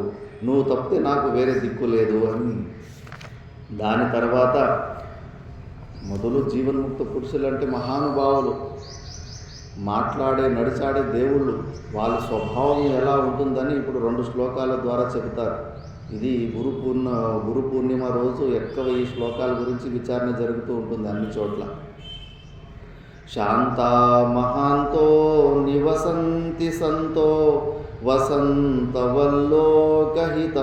చరంతః తీర్ణా స్వయం భీమభవార్ణవం జనాన్ అహేతునాన్యానపి తారయంతః అయం స్వభావః స్వత ఏవ యత్పర శ్రమాపనోదా ప్రవణం మహాత్మనాం సుధాంశురేష స్వయమార్కకర్కశ ప్రభావితప్తామవతి క్షితిం కిలా. మహానుభావులు, అలాంటి జీవన్ముక్త పురుషులైన గురువులు శాంతా మహాంతో, శాంతులుగా ఉంటారు. ఎందుకంటే స్వరూపంలో ఉంటారు కాబట్టి మన స్వభావమే శాంత స్వభావము. మరి మహాంతులు అంటే వ్యాపకమైన అంతఃకరణం ఉంటుంది కాబట్టి ఎవరు వచ్చినా ఎంతమంది వచ్చినా అందరికీ సహాయం చేయాలని అంత వ్యాపకమైన అంతఃకరణం ఉంటుంది కాబట్టి వాళ్ళు మహాంతులు, మహానుభావులు అంటారు. వాళ్ళు ఎలా ఉంటారంటే వసంత లోకవత్ నివసంతి సంతో. ఇప్పుడే ఈ ఎండాకాలం రాకముందు ఏదైతే చలికాలంకి ఎండాకాలం మధ్యలో ఈ ఋతువు ఏదైతే ఉంటుందో ఎక్కువ చలి ఉండదు, ఎక్కువ ఎండ ఉండదు, చాలా హాయిగా అనిపిస్తూ ఉంటుంది. ఆ వసంతకాలం మనకు ఎలా ఎంత హితంగా ఉంటుందో, హాయిగా ఉంటుందో, ఆ వసంత కాలంలాగా ఈ మహాను పురుషులు అలాంటి స్వభావాన్ని కలిగిన వారు. అంటే వాళ్ళు ఇతరులకి ఆనందాన్ని కలిగించే స్వభావం కలిగిన వాళ్ళు తిరుగుతూ ఉంటారు ఈ భూమి మీద. తీర్ణాస్వయం భీమ భవార్ణవం. వారు స్వయంగా ఈ భవరూపమైన సంసార సాగరాన్ని దాటుకొని ఉంటారు, జీవన్ముక్తి స్థితిలో ఉంటారు. ఉన్నప్పటికీ కూడా అహేతున అన్యానపి తారయంతః, ఏమీ కారణం లేకుండా కూడా మిగతా వాళ్ళు కూడా ఆత్యంతిక దుఃఖ నివృత్తి, పరమానంద ప్రాప్తి రూపమైన మోక్షాన్ని పొందని అని వాళ్ళ భావన అలాగా ఉంటుంది. ఎందుకు అలా ఆశిస్తూ ఉంటారు వాళ్ళు అంటే, వాళ్ళ జ్ఞానాన్ని పొందిన తర్వాత వాళ్ళకు కూడా ఏమైనా కంపల్సరీ డ్యూటీలు ఉంటాయా? భగవంతుడు వాళ్ళ మీద ఉన్న భగవంతుడు వాళ్ళకు ఆర్డర్ వేస్తాడా? ఇప్పుడు నువ్వు జ్ఞానాన్ని పొందినావు, మిగతా వాళ్ళకి నువ్వు జ్ఞానం పంచాలని? వాళ్ళకి ఏ ఆర్డరు ఉండదు. సాక్షాత్ పరమాత్మ స్వరూపులై ఉంటారు. వాళ్ళ మీద ఎవరు లేరు. సా పరాకాష్ఠ సాగతి. అదే ఫైనల్, ఇంకా దానికన్నా గొప్ప స్థితి లేదు. వాళ్ళ జుట్టు ఎవరి చేతుల్లోనూ ఉండదు. వాళ్ళకు కర్తవ్యం ఇది చేయాలి, అది చేయాలని ఎవరు డిక్టేట్ కూడా చేయలేరు. వేదం కూడా నమస్కారం పెట్టేస్తుంది. నీ జోలుకు నేను రాను అని చెప్పేస్తుంది. నువ్వు శృతి శిరహ, నువ్వు శృతి యొక్క నెత్తి మీద ఉన్నవాడు, నిన్ను మేము ఏమీ ఆర్డర్ చేయలేమని చెప్పేసి శుకాష్టకంలో శుకదేవుడు చెప్తాడు, ఆ స్థితిలో ఉన్నోనికి ఏ ప్రకారమైన విధి నిషేధాలు ఉండవని. భేదో సపది గలితో పుణ్యపాపే విశీర్ణే మాయా మోహో క్షయమధిగతో నష్ట సందేహ వృత్తే శబ్దాతీతం త్రిగుణరహితం ప్రాప్య తత్వావబోధం నిస్త్రైగుణ్యే పతి విచరతః కో విధిః కో నిషేధః. భేదాభేదం సపదగలితో, భేదము అభేదానికి అతీతంగా ఉన్న స్వరూపంలో నిలబడిన వాళ్ళు. నష్ట సందేహ వృత్తి, ఏ సంశయాలు లేవు, సంశయాన్ని వృత్తిని చేసుకున్న వాళ్ళు. మోహాన్ని క్షయం చేసుకున్నవారు. త్రిగుణాతీతులు, ప్రాప్యతత్వావబోధము, ఈ జ్ఞానాన్ని పొందిన వారికి విధి ఏంటి, నిషేధం ఏంటి, వాళ్ళకు ఏది ఆర్డర్స్ ఉండవు. ఇది చేయాలా, ఇది చేయకూడదు అని. అందుకే అవధూతులు జీవన చరిత్రలు ఎలా ఉంటాయి? మధుపానం కూడా తాగుతూ ఉంటారు, భాంగు కూడా తాగుతూ ఉంటారు, కానీ వారికి ఆ సంబంధం ఉండదు. వాళ్ళు అతి ఆశ్రములు, అవన్నీ మనము గ్రహించకూడదు. వాళ్ళకు ఏమి విధి నిషేధము ఉండదు. వాళ్ళకు అలాంటి గొప్ప స్థితిలో ఉంటారు వాళ్ళు. కాబట్టి వాళ్ళకు ఏమి ఆర్డర్ లేదు. అయినా కూడా ఎందుకు ఈ లోక సంగ్రహమైన కార్యాలు చేస్తూ ఉంటారు అంటే, ఈ శ్లోకంలోనే సమాధానం చెప్పారు. ఆ జీవన్ముక్త పురుషులకు అయం స్వభావ, పరోపకారం చేయడము, ఇతరులకు సహాయం చేయడము వాళ్ళ స్వభావం అయిపోతుంది. ఏదన్నా అలవాటులు ఎక్కువ రిపీట్ చేస్తే అవి మన స్వభావం అయిపోతాయి. సిగరెట్ తాగడం కానీ, మధుపానం తాగడం కానీ, ఎలాంటి అలవాటైనా కూడా ఎక్కువ రిపీట్ చేస్తే అది మెల్లమెల్లగా ఫస్ట్ సంస్కార రూపంలో ఉండి అది మన స్వభావంగా మారిపోతుంది. మరి ఇప్పుడు వీళ్ళు జీవన్ముక్త స్థితిలో ఉన్నారంటే వాళ్ళకు అంతఃకరణ శుద్ధి కలిగి ఉంటేనే ఈ జ్ఞాననిష్ట కలిగి ఉంటుంది. అంతఃకరణ శుద్ధి కలగాలంటే శతకోటి జన్మల నుంచి ఈ పుణ్యకర్మలు చేసుకొని వస్తూ ఉంటేనే అంతఃకరణ శుద్ధి కలుగుతుంది. నిష్కామ కర్మయోగము, ఉపాసన ఇవన్నీ అనేక జన్మల నుంచి చేసుకొని వచ్చారు. నిష్కామ కర్మయోగం సింపుల్గా చెప్పాలంటే పుణ్యాయ పరోపకార, పాపాయ పరపీడనం. మనస వాచ కర్మన ఇతరులకి మనము మంచి సహాయం చేస్తుంటే పుణ్యము ఉత్పన్నమవుతుంది. మనసా వాచా కర్మణ ఇతరులకి మనం హింస పెడతా ఉంటే పాపం ఉత్పన్నమవుతుంది. మరి వారు అత్యంత అనేక జన్మల నుంచి పుణ్యకర్మలు పరోపకారము చేసే అలవాటు కలిగిన వారు కాబట్టి ఇప్పుడు ఆ పరోపకారము చేసేది వాళ్ళ స్వభావం అయిపోయింది, వారి స్వభావం. అందుకే ఇప్పుడు ఫ్యాన్ స్విచ్ బంద్ చేసిన వెంబడే టక్కని ఆగిపోదు, మెల్లగా తిరిగి ఆగిపోతుంది. ఆ మొమెంటం కాసేపు ఉంటుంది. అలాగే జీవన్ముక్త పురుషులు వాళ్ళు స్వరూప జ్ఞానాన్ని పొందిన తర్వాత కూడా ఆ శరీర సంఘాతంలో అవిద్యా లేశ ఉన్నంత వరకు ఆ శరీరంతో మిగతా వాళ్ళకు రుణానుబంధం ఉంటుంది. కాబట్టి ఆ శరీరంలో కొన్ని లోక సంగ్రహమైన కార్యాలు జరుగుతూ ఉంటాయి. అందుకే ఎంతోమంది మహాపురుషులు స్కూళ్ళు, కాలేజీలు, సిద్ధగంగాలో 16,000 మంది పిల్లలకు ఫ్రీ ఎడ్యుకేషన్ ఉంది. అట్లా ఎన్నో మఠాలు అవి ఇవి ఎన్నో లోక సంగ్రహమైన కార్యాలు కూడా చేస్తూ ఉంటారు. ఉపదేశాలు ఇంటింటికి వచ్చి హోమ్ డెలివరీ చేస్తూ ఉంటారు మహాపురుషులు. ఈరోజు మనకు శాస్త్రము దొరుకుతూ ఉందంటే కానీ ఆ మహానుభావులు ఇచ్చిందే కదా.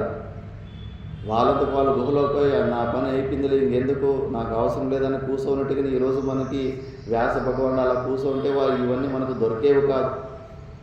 వాళ్ళు అప్పటి నుంచి ఇలా అందిస్తూ వస్తున్నారు కాబట్టి ఇప్పటి వరకు మనకి ఈ శాస్త్రాలు లుప్తం కాకుండా మనకు ఇలాగే ఉన్నాయి.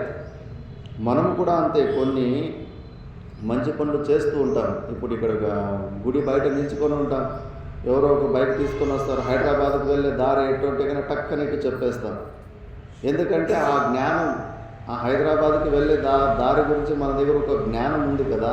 ఆ జ్ఞానము మనం ఇంకోరికి దారి పోస్తే మనకేం లాస్ ఏం కదా, ఆ జ్ఞానం మన దగ్గర లేకుండా అయిపోదు. ఆటోమేటిక్గా మనం కూడా అలా వాళ్ళకు సహాయం చేసేస్తుంటాం. ఎక్కువ క్యాలిక్యులేషన్లు వేసుకోము, వీడికి నేను అడ్రస్ చెప్తే నాకేమొస్తుంది, నాకేం ప్రయోజనం అని. అలాగే మహాపురుషులు కూడా అంతే, వాళ్ళ దగ్గర ఉన్న జ్ఞానం అమృతం అలాంటిది. అనేక జన్మల నుంచి పరోపకారం చేసి ఇప్పుడు అది వాళ్ళ స్వభావం అయిపోయింది. అందుకే వాళ్ళు స్వతయేవ యత్పరః, స్వయంగానే ఇంటెన్స్ ప్రెషర్ తోటి ఇతరులను కూడా ఉద్ధారం చేయాలనే వృత్తిని కలిగి ఉన్నవారు అవుతారు. మళ్ళీ వారు ఎలాంటి వాళ్ళు, ఎక్స్పర్ట్స్, ప్రవణం మహాత్మనాం. ఈ దేంట్లో ఎక్స్పర్ట్లు అంటే యత్పర శ్రమాపనోద ప్రవణం, ఇతరుల దుఃఖాన్ని తొలగించడంలో వాళ్ళు ఎక్స్పర్ట్లు. ఎందుకంటే 1,00,000 కోటి వెరైటీల దుఃఖాలు మీరు వచ్చి గురుగారి దగ్గర మీరు ముందు పెట్టచ్చు. ఆ గురుగారికి తెలుసు అన్ని దుఃఖాలకు మూల కారణము అవిద్యనే, అజ్ఞానమే అని చెప్పేసి. మీ ప్రపంచంలో ఎక్కడా మీకు సొల్యూషనే లేదు, నాకు ఇంక ఏమి ఎక్కడా గతినే లేదు, నా సమస్యలకు పరిష్కారమే లేదు అని కూడా మీరు గురువు దగ్గరకు పోతే కనుక మీకు అక్కడ పరిష్కారం దొరుకుతుంది. అసాధ్యమన్నది అలాంటి గురువులకి ఏది ఉండదు. కాబట్టి వాళ్ళు ఇతరుల దుఃఖాలను తొలగించడంలో ఎక్స్పర్ట్లు అయి ఉంటారు. వాళ్ళు సుధాంశురేష స్వయంవర్గ కర్కశ ప్రభావితం అవతీక్షితం కిల. మంచి ఎడారిలో ఎండలో నడుచుకొని పోతూ ఉంటే ఎంత ఇబ్బంది కలుగుతుంది. అలాంటి ఎండలో వాళ్ళు ఆ సుధాంశు అంటే చంద్రుని కిరణాలు ఎంత చల్లగా ఉంటాయి, రాత్రిపూట్ల అంతా మొత్తం చల్లగా అయిపోయి ఉంటుంది. అలాంటి చల్లటి వాతావరణం వస్తే కానీ అలాంటి అప్పుడు ఎంత హాయిగా కలుగుతుందో అంత హాయిగా ఉన్న స్వభావాన్ని కలిగి ఉన్నవాళ్ళు వాళ్ళు తప్పకుండా అవతిక్షితింకిల, తప్పకుండా మనల్ని వాళ్ళు రక్షిస్తారు. అందుకే అలాంటి గురువుల్ని మనము ఆశ్రయించాలి. అలాంటి గురువుల్ని మనము ఆశ్రయిస్తే ఇంకా ఆ గురువుల గురించి శాస్త్రమే స్తుతి చేస్తూ ఉంది.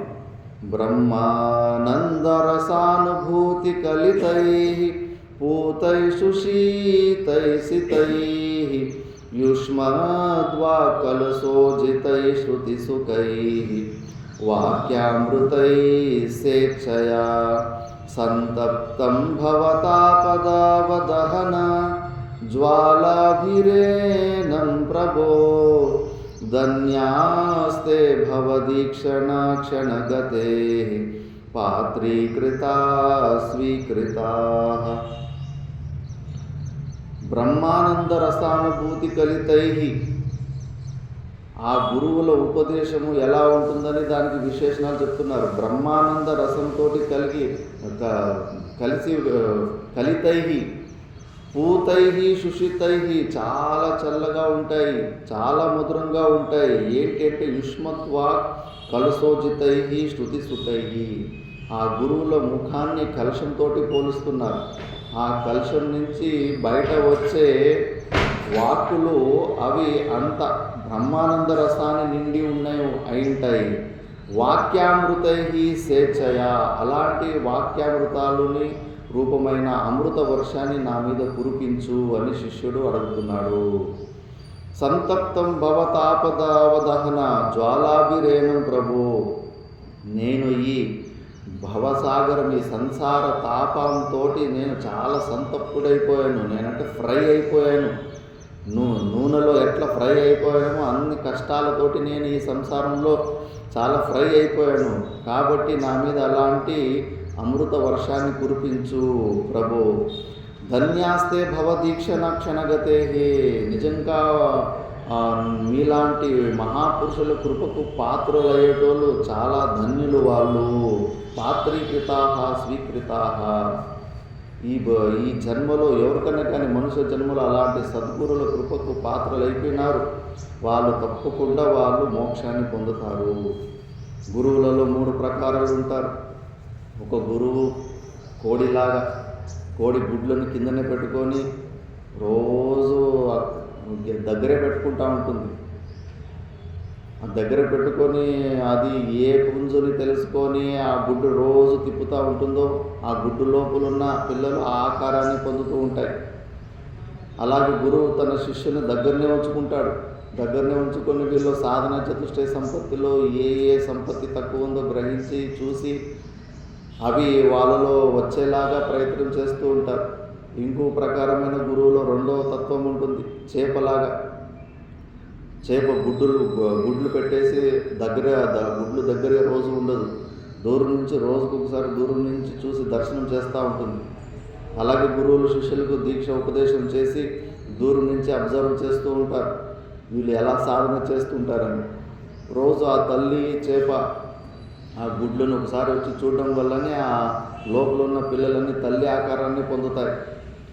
ఇంకో ప్రకారమైన గురువు టార్టాయిస్ లాగా తాంబేలులాగా ఉంటారు.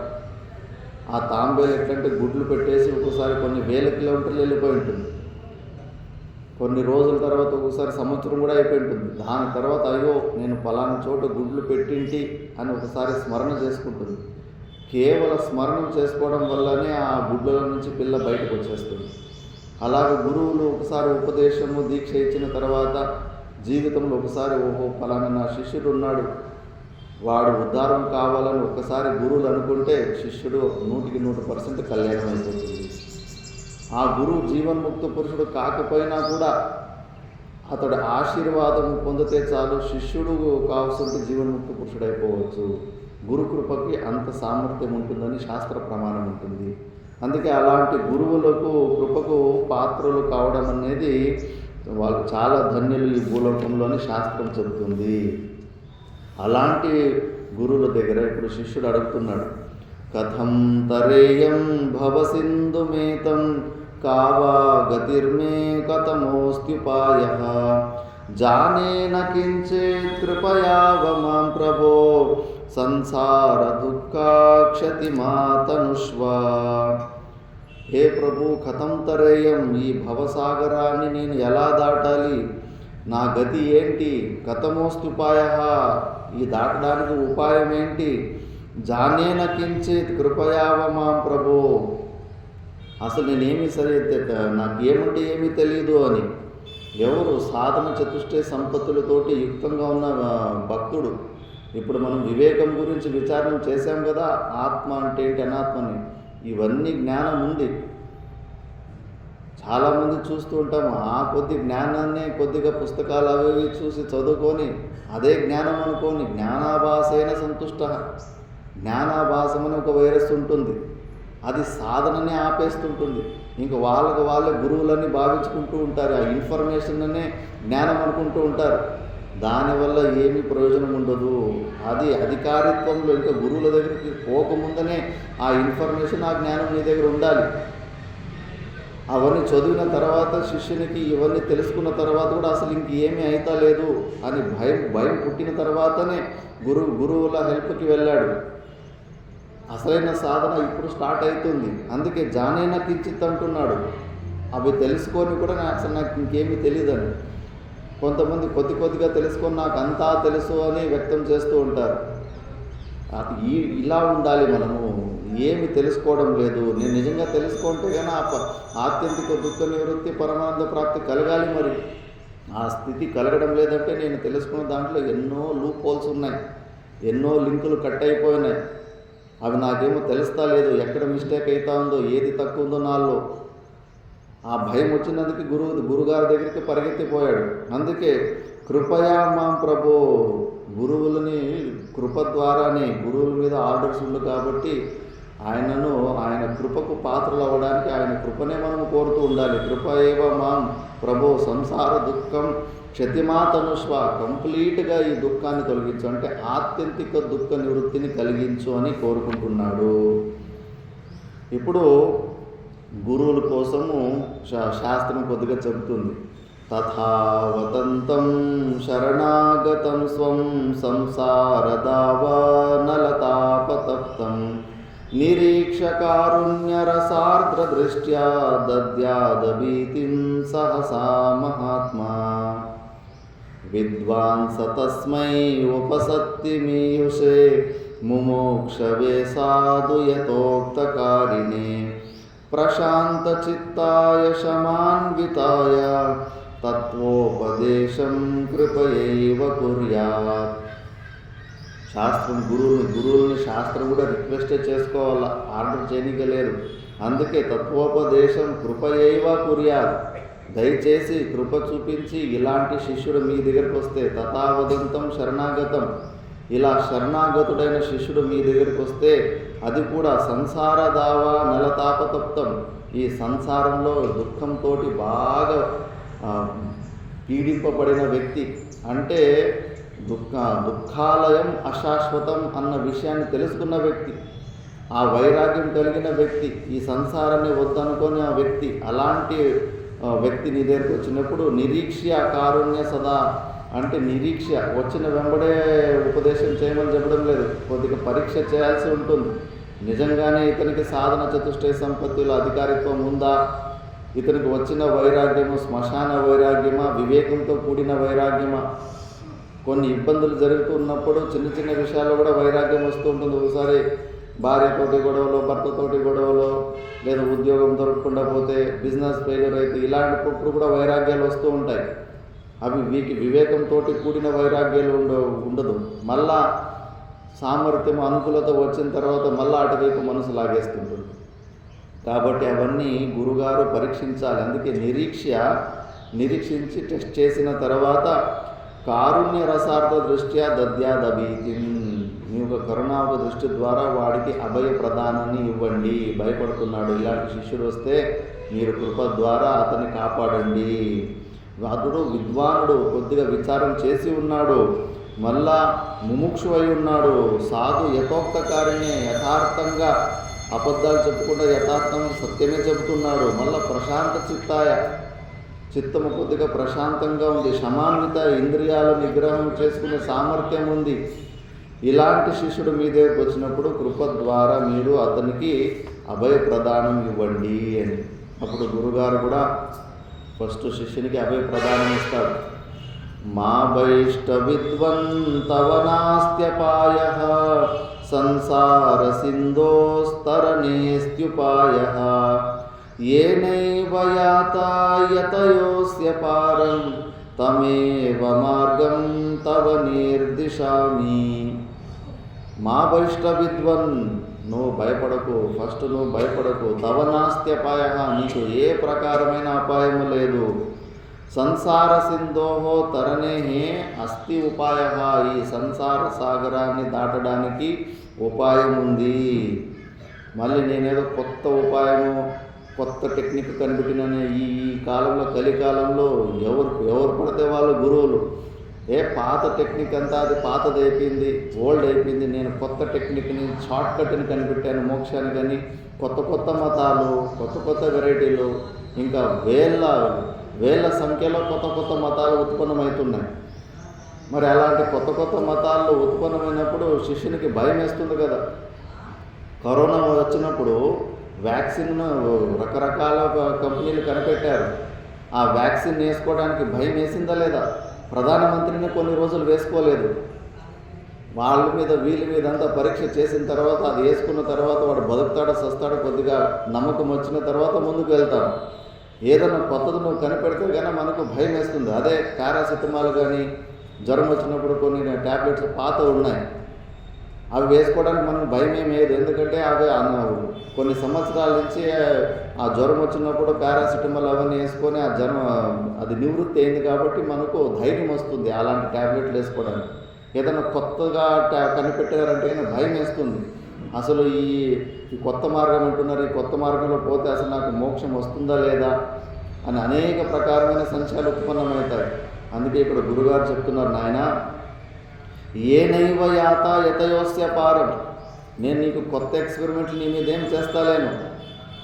ఈ మార్గంలో అనేక మంది ముముక్షువులు ఈ సాధన చతుష్టయ సంపత్తిని పొంది శ్రవణ మనన నిధిధ్యాసనాల ద్వారా మోక్షాన్ని పొంది ఉన్నారు. ఇది బీటన్ ట్రాక్. ఎక్కడన్నా శ్రీశైలానికి పాదయాత్ర వెళ్తున్నప్పుడు నర్మదా నదికి పరిక్రమ చేస్తారు, ప్రదక్షిణలు చేస్తారు. అక్కడ ఒకసారి 50 కిలోమీటర్లు 60 కిలోమీటర్లు అడవులు వస్తూ ఉంటాయి. ఆ అడవిలో ఎవరన్నా నడుచుకుంటూ ఎక్కువ మంది నడుచుకొని పోయిన దారి ఉంటుంది. అలాంటి పక్కదండి ఒక దారి కనిపించేస్తే చాలా ఆనందం అవుతుంది, ధైర్యం వస్తుంది.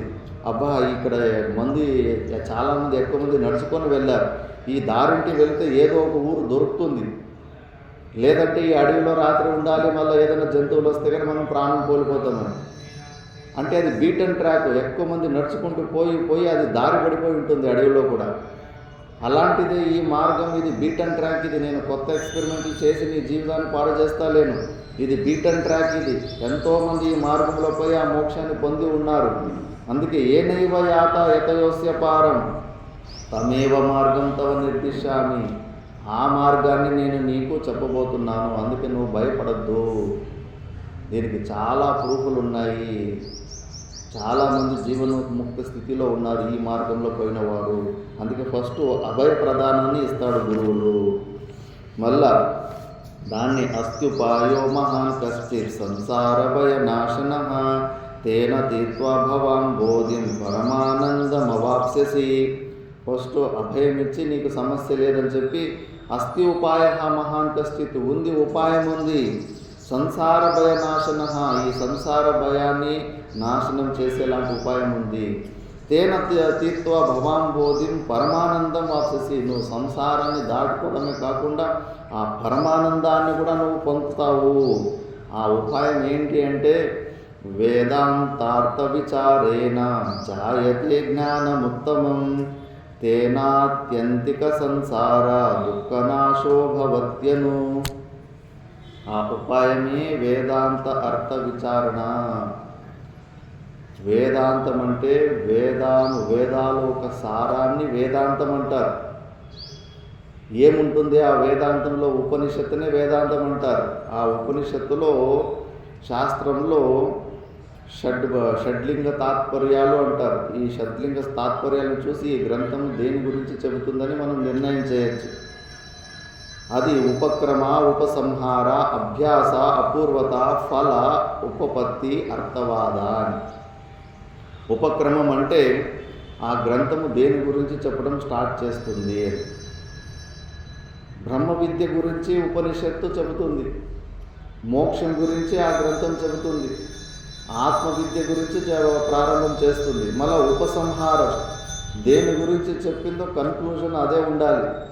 ఒక టాపిక్ స్టార్ట్ చేసి ఎక్కడో పోయి ఆ రామాయణంలో టాపిక్ స్టార్ట్ చేసి మహాభారతంలో పోయి మళ్ళీ ఇంకో విష్ణు పురాణంలో పోయి ఎక్కడో ఎండ్ చేయడం కాదు. నువ్వు ఏ టాపిక్ను స్టార్టింగ్లో స్టార్ట్ చేసావో లాస్ట్లో అదే టాపిక్ని నువ్వు ఉపసంహారం కన్క్లూజన్ చెప్పాలి. అది పద్ధతి. అది మళ్ళా అభ్యాసం, రిపిటేషన్ ఉంటుంది. తెలుసుకున్న విషయాన్ని మళ్ళీ 2-3 సార్లు మనము దాన్ని అభ్యాసం చేసుకుంటే కానీ అది జ్ఞానం స్థిరమవుతుంది. ఇప్పుడు ఇంట్లో కూడా అమ్మ నాన్నలు చిన్నపిల్లలకి ఏదో దుకాణంలో పోయి ఏదో తీసుకొని రమ్మంటారు. పిల్లలు 4-5 ఐటెంలు అయితే మర్చిపోతుంటారని చెప్పేసి చెప్పిందే 4-5 సార్లు చెప్తుంటారు. ఒకసారి చెప్పు ఏమేమి తీసుకురావాలని చెప్పేసి కన్ఫర్మేషన్ కూడా తీసుకుంటూ ఉంటారు. ఆ చిన్న పిల్లలకేమో విసుగు వస్తుంటుంది. ఏమి అడిగిందే మళ్ళీ మళ్ళీ అడుగుతున్నారు, తెలుసులేమ్మా బియ్యము చక్కెర ఇవన్నీ తీసుకొని రావాలి కదా అని. తల్లికి తెలుసు వీడు తెలిసినట్టు అని కొట్టేసి మళ్ళీ ఏదో ఒక ఐటము మర్చిపోయినా వస్తాడో లేదా వేరేదేదో తీసుకొస్తాడని చెప్పేసి. అందుకే మళ్ళీ మళ్ళీ రిపిటేషన్ చేపిస్తుంటుంది. రిపిటేషన్ చేస్తే అది మర్చిపోకుండా కరెక్ట్గా ఆ వస్తువులు తీసుకొస్తాడు అని. అలాగే ఈ బ్రహ్మాభ్యాసంలో కూడా అంతే.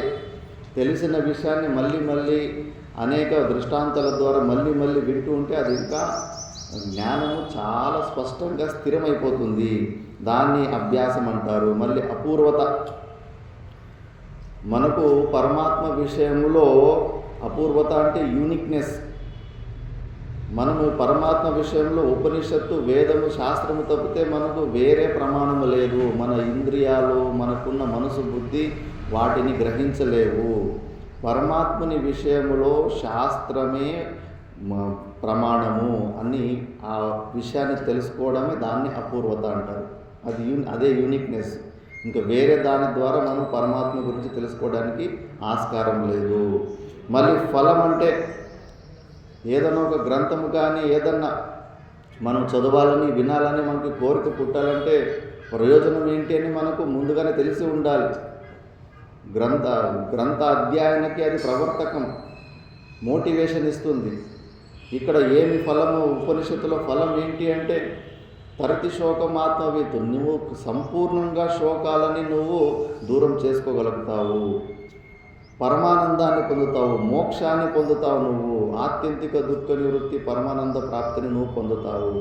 ఇంత పెద్ద రిజల్ట్ ఉంది. అందరూ కూడా మనం అల్టిమేట్ హ్యాపీనెస్ని పొందాలని ప్రయత్నం చేస్తున్నాము. దాన్నే నువ్వు పొందగలుగుతావు అని ఆ ఫలం గురించి చెబుతుంది. మళ్ళా ఉపపత్తి అంటే శృతి యుక్త్య. శృతి ఏదైతే చెబుతుందో దాన్ని యుక్తుల ద్వారా లాజికల్గా కూడా మనం విచారణ చేస్తే ఇంకా మన నిశ్చయం స్ట్రాంగ్ అవుతుంది. దాన్నే మననం అంటారు. ఆ మననానికి కొన్ని గ్రంథాలు ఉంటాయి. బ్రహ్మసూత్రము, పంచదశి అని హైలీ లాజిక్గా ఉంటాయి. మంచి యుక్తుల ద్వారా ఆ శాస్త్రం చెప్పిన విషయాన్ని ప్రాక్టికల్గా ప్రూవ్ చేసి చూపిస్తారు. ఈరోజు జగద్గురు అయిన శంకరాచార్యుల భాష్యము ప్రపంచంలో టాప్లో ఎందుకు ఉందంటే ఆయన ఆ శృతి యుక్త్య, ఆ శృతిని యుక్తి ద్వారా, లాజిక్ ద్వారా దాన్ని ప్రూవ్ చేసి చూపించారు. మళ్ళీ ఈ ఒక ఆత్మజ్ఞాన ఫలము అదృష్టము కాదు.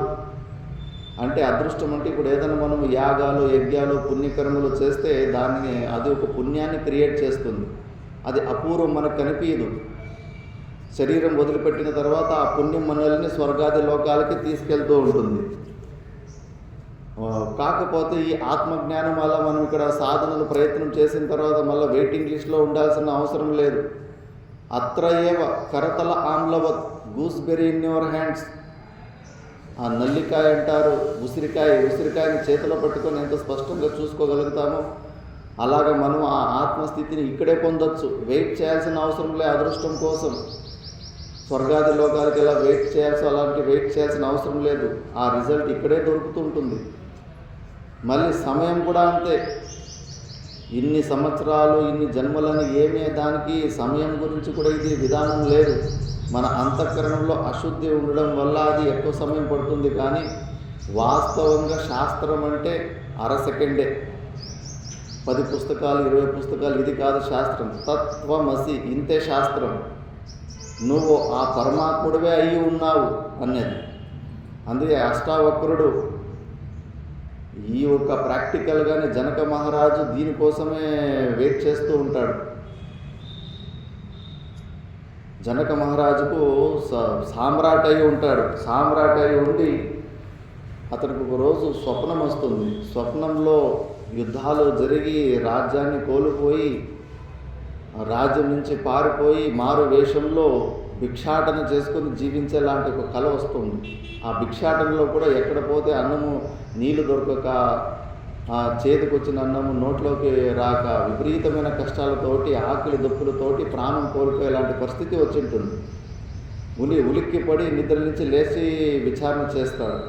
నేను సామ్రాట్ చక్రవర్తి అయ్యి భిక్షగాడి స్వప్నం చూస్తున్నానా, లేదా భిక్షగాడయి సామ్రాట్ చక్రవర్తి స్వప్నం చూస్తున్నానా? జాగ్రత్త అవస్థకు స్వప్నావస్థకు అసలు ఏమి డిఫరెన్సే కనిపించలేదు. ఎందుకంటే వాళ్ళ అంతఃకరణం శుద్ధంగా ఉంటుంది కాబట్టి ఈ రియాలిటీలో రెండు ఒకటే అని స్పష్టంగా కనిపిస్తూ ఉంటుంది. చైనాలో కూడా ఒక యోగికి స్వప్నంలో చీతాకోక చిలుక అయిపోయింటాడు, బటర్ఫ్లై అయిపోయి ఉంటాడు. అతనికి కూడా ఈ విచారం వస్తుంది, నేను మనిషి అయ్యి చిన్న లైఫ్ ఉన్న చీతాకోక స్వప్నాన్ని చూస్తున్నా, లేదా చిన్న చీతాకోక లైఫ్ బటర్ఫ్లై అయ్యి చీతాకోక చిలుక అయ్యి దీర్ఘంగా ఉన్న మనిషి స్వప్నం చూస్తున్నానా అని విచారం వస్తుంది. మనకు ఆ విచారము అనిపిస్తా లేదు. స్వప్నం అయితే మిథ్య, ఈ జాగ్రత్త అవస్థ అయితే సత్యమని మనం విచారం చేయకుండా మనము కన్క్లూషన్లో ఉంటాం. అప్పుడు జనక మహారాజు ఇంకా దీనికి సొల్యూషన్ వెతకాలని చెప్పేసి శాస్త్రంలో ఒక శ్లోకం ఉంటుంది, మంత్రంలో. గుర్రంకు రిఖాబులో ఇటువైపు ఒక కాలు వేసి అటువైపు ఇంకో కాలు వేసేంత క్షణం లోపలనే మనకు జ్ఞానము మోక్షం వస్తుందని మంత్రం చెప్తా ఉంటుంది. విద్వాన్ని పిలిపించేసి ఆ మంత్రం చదివిస్తాడు జనక మహారాజు. ఇది కరెక్టా, ఇది మంత్రంకి అవును అంటారు. మరి నాకు అర సెకండ్లో నాకు మోక్షాన్ని ఇప్పి అంటారు. ఎవరు ఇప్పి లేకపోతారు, అందరినీ జైల్లోకి వేస్తూ ఉంటాడు. అప్పుడు అష్టావక్రుడు వస్తాడు. అష్టావక్రుడు మొదలు 8 వంకర్లు నుండి వస్తాడు కాబట్టి చూసిన వెంబడే ఆ సభలో కూర్చున్న వాళ్ళందరూ నవ్వుతుంటారు. అష్టావక్రుడు ఇంకా గట్టిగా నవ్వుతాడు. నువ్వెందుకు నవ్వుతున్నా నాయన అని జనక మహారాజు అడుగుతాడు. మరి నీ చుట్టూ ఈ మాంసం వ్యాపారాన్ని పెట్టుకున్నావు, ఇంక నీకు ఇంకేమి జ్ఞానం వస్తుందంటాడు. అంటే ఈ శరీరాన్ని చూసి వాళ్ళు అంచనా వేస్తున్నారు కానీ లోపలున్న నా తత్వాన్ని జ్ఞానాన్ని తెలుసుకోలేకపోతున్నారు కదా అని ఈ మాటతోటి గంభీరమై జనక మహారాజు ఈ పిల్లగాడిలో ఏదో మ్యాటర్ ఉంది అని చెప్పేసి బయటకు వచ్చి, నేను నిజంగానే ఆ మోక్షం గురించి నేను తెలుసుకోవాలని ఉన్నాను, నిజంగానే అంత అర సెకండ్లో పని అయిపోతుందంటే, అవును, ఉత్తమైన అధికారి ఉంటే, అంతఃకరణ శుద్ధి ఉంటే అర సెకండ్లో జ్ఞానం అయిపోతుంది. అప్పుడే అష్టావక్ర బోధ చేసి అతనిలో సాధన చతుష్టయ సంపత్తులు పూర్ణము చేసి ఆ స్థితిలో పంపించి గుర్రం తెప్పించి ఆ గుర్రం మీద ఒక కాళ్ళు రికా పెట్టించి ఇంకో కాళ్ళు వేసేంతలోనే గుర్రం మీదనే సమాధి స్థితికి పంపించేస్తాడు. 7 రోజులు మళ్ళీ ఆ గుర్రం తీసుకుని పై చెట్టు కింద పడేసి ఉంటుంది. 7 రోజులు సమాధి స్థితిలో ఉంటాడు జనక మహారాజు.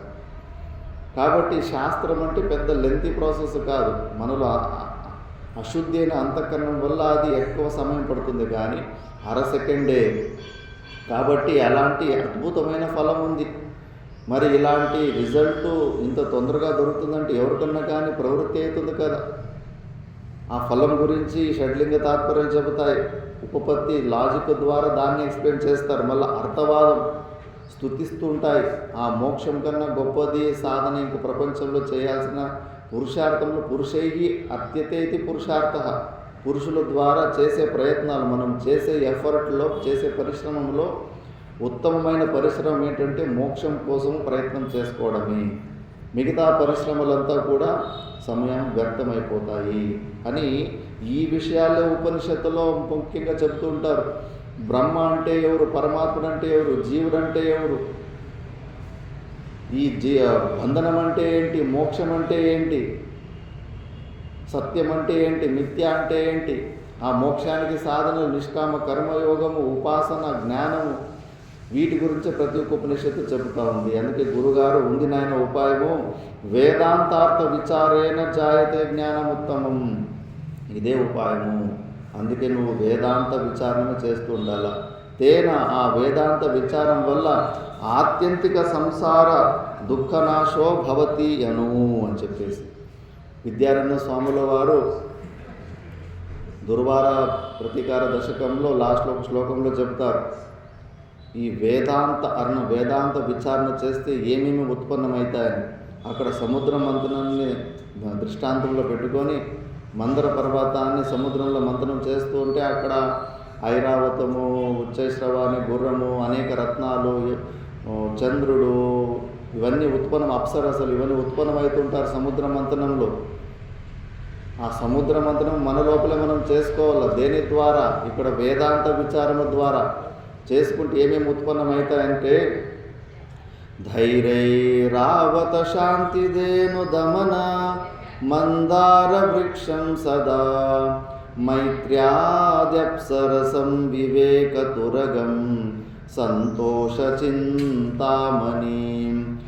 ఆత్మజ్ఞానమహామృతం సమరసం వైరాగ్యచంద్రోదయం వేదాంతార్ణవమాశ్రయన్ననుదినం సేవస్వముక్తిశ్రియం. నువ్వు వేదాంతార్ణవం చేస్తే అక్కడ సముద్ర మంథనంలో ఐరావతం వస్తుంది కదా, ఇక్కడ నీకు ధైర్యం వస్తుంది. ధైర్యైరావత, ఐరావతం లాంటి ధైర్యం ఉత్పన్నమవుతుంది. అందుకే ఈ వేదాంత జ్ఞానం ఒకసారి వస్తే దేనికి భయపడడు. ఎందుకంటే తన స్వరూపు పోగొట్టుకోవాల్సింది ఏమీ లేనే లేదు. పూర్ణంగా నేను సచ్చిదానంద స్వరూపుడుగానే ఉన్నాను. నేను ఇది ఇంకా ఎక్స్ట్రా లగేజ్, ఇది అనవసరమైన ఈ శరీర బరువుని నేను మోస్తున్నాను అని అంత ధైర్యం వస్తుంది. మళ్ళా శాంతి దొరుకుతుంది. అక్కడ అప్సరసలు ఉత్పన్నమైతే ఇక్కడ మైత్ర్యాది లక్షణాలు అంటే దైవీ సంపత్తులు, సాధన చతుష్టయ సంపత్తులు ఉత్పన్నమైతాయి. మనలో వేదాంత విచారణ చేస్తుంటే పెరుగుతూ ఉంటాయి. అక్కడ గుర్రము ఉత్పన్నమైతే సముద్ర మంథంలో ఇక్కడ వివేకం, తీక్ష్ణ బుద్ధి, వివేకము, ఆత్మ అనాత్మ వివేకము, తత్వ వివేకం ఉత్పన్నమవుతుంది. అక్కడ సాపేక్షికమైన అమృతాన్ని ధన్వంతరి తీసుకొని బయటకు వస్తాడు. ఆ అమృతం తాగితే ఒక కల్పం వరకు స్వర్గంలోనే ఉండొచ్చు, దేవతలుగా స్వర్గంలో ఉండొచ్చు. ఆ కల్పం అయిపోయిన తర్వాత మళ్ళా బ్యాక్ టు పెవిలియన్ రావాల్సిందే. కానీ ఇక్కడ వేదాంత ఆరణం చేస్తే కనుక నువ్వు ఆత్మజ్ఞానం అనే మహా అమృతం ఉత్పన్నమవుతుంది. మళ్ళా నస పునరావర్తతే, మళ్ళీ ఈ జనన మరణ చక్రాలకి రాడు. తరతి శోకం ఆత్మవేత్తు, కంప్లీట్గా దుఃఖాన్ని తొలగించుకుంటాడు. మళ్ళీ అక్కడ చంద్రుడు ఉత్పన్నమవుతాడు సముద్రమంతంలో. ఇక్కడ వైరాగ్య చంద్రోదయం. ఎంత విచారణం ఎక్కువ చేస్తూ ఉంటే అంత నీకు డిటాచ్మెంట్, వైరాగ్యం ఉత్పన్నమవుతూ ఉంటుంది. వైరాగ్యం ఒకసారి వస్తే అప్పుడే నీకు భయము విముక్తి అవుతుంది. రోజు వేదాంతారణము చేస్తే నీకు అలాంటి వైరాగ్యం వస్తుంది. లేకపోతే వైరాగ్యము మందమైపోతూ ఉంటుంది.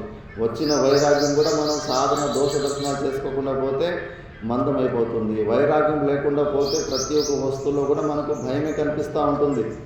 భర్తృహరి మహారాజ్ అంటాడు, ఈ ప్రపంచంలో అన్ని వస్తువులు భయాన్ని ఉత్పన్నం చేస్తాయి, ఒక వైరాగ్యమే ఆ భయాన్ని ఇస్తుంది అని. భోగే రోగ భయం, కులే చ్యుతి భయం, విత్తే నిపాలాద్ భయం, మానే దైన్య భయం, బలే రిపు భయం, రూపే జరాయా భయం, శాస్త్రే వాద భయం, గుణే కలభయం, కాయే కృతాంతాద్ భయం, సర్వం వస్తు భువినినాం, సర్వం వస్తు భయాన్వితం భువినినాం, వైరాగ్యమేవ భయం, వైరాగ్యమేవ భయం. భోగే రోగ భయం. ఏదన్నా భోగాలు విషయాలలో మనం అనుభవిస్తూ ఉంటే చిన్న చిన్న ఆహారాలు నాలుకలో మంచి టేస్ట్ అనిపిస్తాయి, పొట్టలోకి పోతేనే యాసిడిటీ, ఎన్నో ప్రకారంగా మళ్ళీ డిసడ్వాంటేజ్, అక్కడే ఇబ్బందిని స్టార్ట్ అవుతుంది. మళ్ళీ విత్తేర్నిపాలాద్ భయం. ఎక్కువ డబ్బులు ఉంటే ఇన్కమ్ ట్యాక్స్ వాళ్ళు వెంబడబడుతూ ఉంటారు, పిల్లలు వెంబడబడుతూ ఉంటారు, పెన్షన్ డబ్బులు కూడా వదిలిపెట్టారు పిల్లలు, దాని మీద కూడా కన్ను వేస్తారు. అది ఇవ్వకుండా పోతే గొడవలు అవుతాయి. అర్థం అనర్థం భావే నిత్యం, పుత్రాదపి బాజాం భీతి అని భజగోవిందంలో నీ దగ్గర ఎక్కువ డబ్బులు సంపత్తి ఉంటే నీ సొంతం పిల్లల నుంచినే నీకు డేంజర్ ఉంది అని శాస్త్రం చెబుతుంది. కాబట్టి విత్తే నిపాలాద్వయం. మళ్ళా భలే రిపు భయం. బలవంతుడైన వాడు ఇంకో బలవంతుడు ఎవడన్నా రెడీ అవుతున్నాడంటే వాడికి భయం వేస్తుంది. ఒక ఎమ్మెల్యే విధాయకుడు ఉంటాడు, ఆ ఏరియాలోనే ఒక బిజినెస్లో బాగా సక్సెస్ అయ్యి కోట్లు సంపాదించి నెక్స్ట్ పాలిటిక్స్లోకి ఎంటర్ అవుతున్నాడంట అనే విషయం తెలిస్తేనే వీడికి భయం వేస్తూ ఉంటుంది. మళ్ళీ రూపే జరాయ భయం. రూపమున్న మంచిగా యవ్వనంలో ఉన్నప్పుడు, రూపంగా ఉన్నప్పుడు ప్రతి ఒక్కరు చూస్తూ ఉంటారు, అందరూ అటెన్షన్ దొరుకుతూ ఉంటుంది. ఎక్కడ నా రూపము మంచిగా కనిపించి రూపం వికారం అయిపోతుందా అని చెప్పేసి భారతదేశంలో కాస్మెటిక్స్ బిజినెస్ టాప్లో ఉంది, పీక్లో ఉంది. విపరీతమైన ఖర్చు పెట్టేస్తున్నారు. ప్రతి నెల కూడా 2-3 వేలు మేకప్లకే పెట్టేస్తున్నారు. భయం వాళ్ళకు, ముసలైపోతున్నాను, మళ్ళీ నన్ను ఎవరు పట్టించుకోరు చూడరు అని చెప్పేసి. మళ్ళీ శాస్త్రీయవాద భయం, శాస్త్రం చదివిన వాళ్ళకు భయం వేస్తూ ఉంటుంది. మళ్ళీ ఇంకోటి ఎవడన్నా ఇట్లా ప్రవచనం చేసేటప్పుడు కుతర్కాలు చేసి విచిత్రమైన ప్రశ్నలు చెప్పి ఆ ప్రశ్నలకు ఉత్తరం చెప్పకుండా పోతే కనుక నా గర్వం భంగమైపోతుందని వాడు భయపడతా ఉంటాడు. గుణే కల భయం, మంచి గుణాలతోటి ఉన్నోడు నాకు చెడ్డ పేరు ఎక్కడ వచ్చేస్తుందో, నా పిల్లలు ఎక్కడ నాకు చెడ్డ పేరు తీసుకొచ్చేస్తాడని వాడు ఆ మంచి పేరుని, ఆ స్టేటస్ను కాపాడుకోవడానికి అనుక్షణము భయపడుతూ ఉంటాడు. కాయే కృతాంతాది భయం, ఈ శరీరం ఎప్పుడు రాలిపోతుందో, ఎప్పుడు మనల్ని వదిలిపెట్టేస్తుందో తెలియదు. బాత్రూంలో కాలు జారి ప్రాణం వదిలేస్తున్నారు. హార్ట్ అటాక్లు విచిత్రంగా వస్తున్నాయి, ఎప్పుడు వదిలిపెట్టేస్తుందో తెలియదు. ఆ మృత్యు భయం ఎప్పుడూ ఉంటుంది. ఈ భూమిలో ఉపలక్షణాల ద్వారా ప్రతి ఒక్క వస్తువుని, ఏ వస్తువుని మనము ఆలంబనంగా పెట్టుకున్నా అన్నీ మనకు భయాన్ని ఇస్తుంటాయి. కానీ ఒకటి మాత్రం అభయాన్ని ఇస్తుంది. అది ఏంటి అంటే వైరాగ్యం. వైరాగ్యమేవ అభయం. ఒక్కసారి వద్దు అనుకుంటే మనం దేన్ని పట్టుకున్నామో, శరీరాన్ని, సంపత్తులు, డబ్బులు మనం కావాలనుకున్న ఒకరోజు మనల్ని వదిలిపెట్టేస్తాయి. అందుకే భర్తృహరి మహారాజ్ అంటారు, చూడు నాయనా, నువ్వు తప్పకుండా నువ్వు దేన్ని పట్టుకుంటున్నావు, దేన్ని ఆశిస్తున్నావు, అవన్నీ నిన్ను వదిలిపెట్టేస్తాయి. అన్నీ వదిలిపెట్టి పోవాల్సిందే. అందుకే ఇప్పుడే వాటి మీద ఆశను వదులుకో, నీకు ఒక బెనిఫిట్ ఉంది. నువ్వు కావాలనుకున్నప్పుడు అవి బలవంతంగా నేను వదిలిపెట్టి వెళ్ళిపోతే విపరీతమైన దుఃఖం వస్తుంది. ముందుగానే నువ్వు దాని మీద ఆశను వదిలిపెట్టేస్తే అవి నీ నుంచి దూరం అయినప్పుడు పెద్దగా ఎక్కువ బాధ కాదు. అందుకే అన్నింటి మీద నువ్వు ఆశను ముందుగానే వదులుకో, వైరాగ్యాన్ని పొందు అని. కాబట్టి వేదాంత విచారణ చేస్తూ ఉంటే అలాంటి అక్కడ సముద్ర మంత్రంలో చంద్రుడు ఉత్పన్నమైనట్టు ఇక్కడ వైరాగ్యం కూడా పెరుగుతూ పోతూ ఉంటుంది. ఇంకా సమయం ఒక అభావం కాబట్టి మిగతాది మనము సాయంత్రము సత్రంలో మనం విచారణ చేసుకుందాం. ఓం సహనావతు సహనో భునక్తు సహ వీర్యం కరవావహై తేజస్వినావధీతమస్తు మా విద్విషావహై.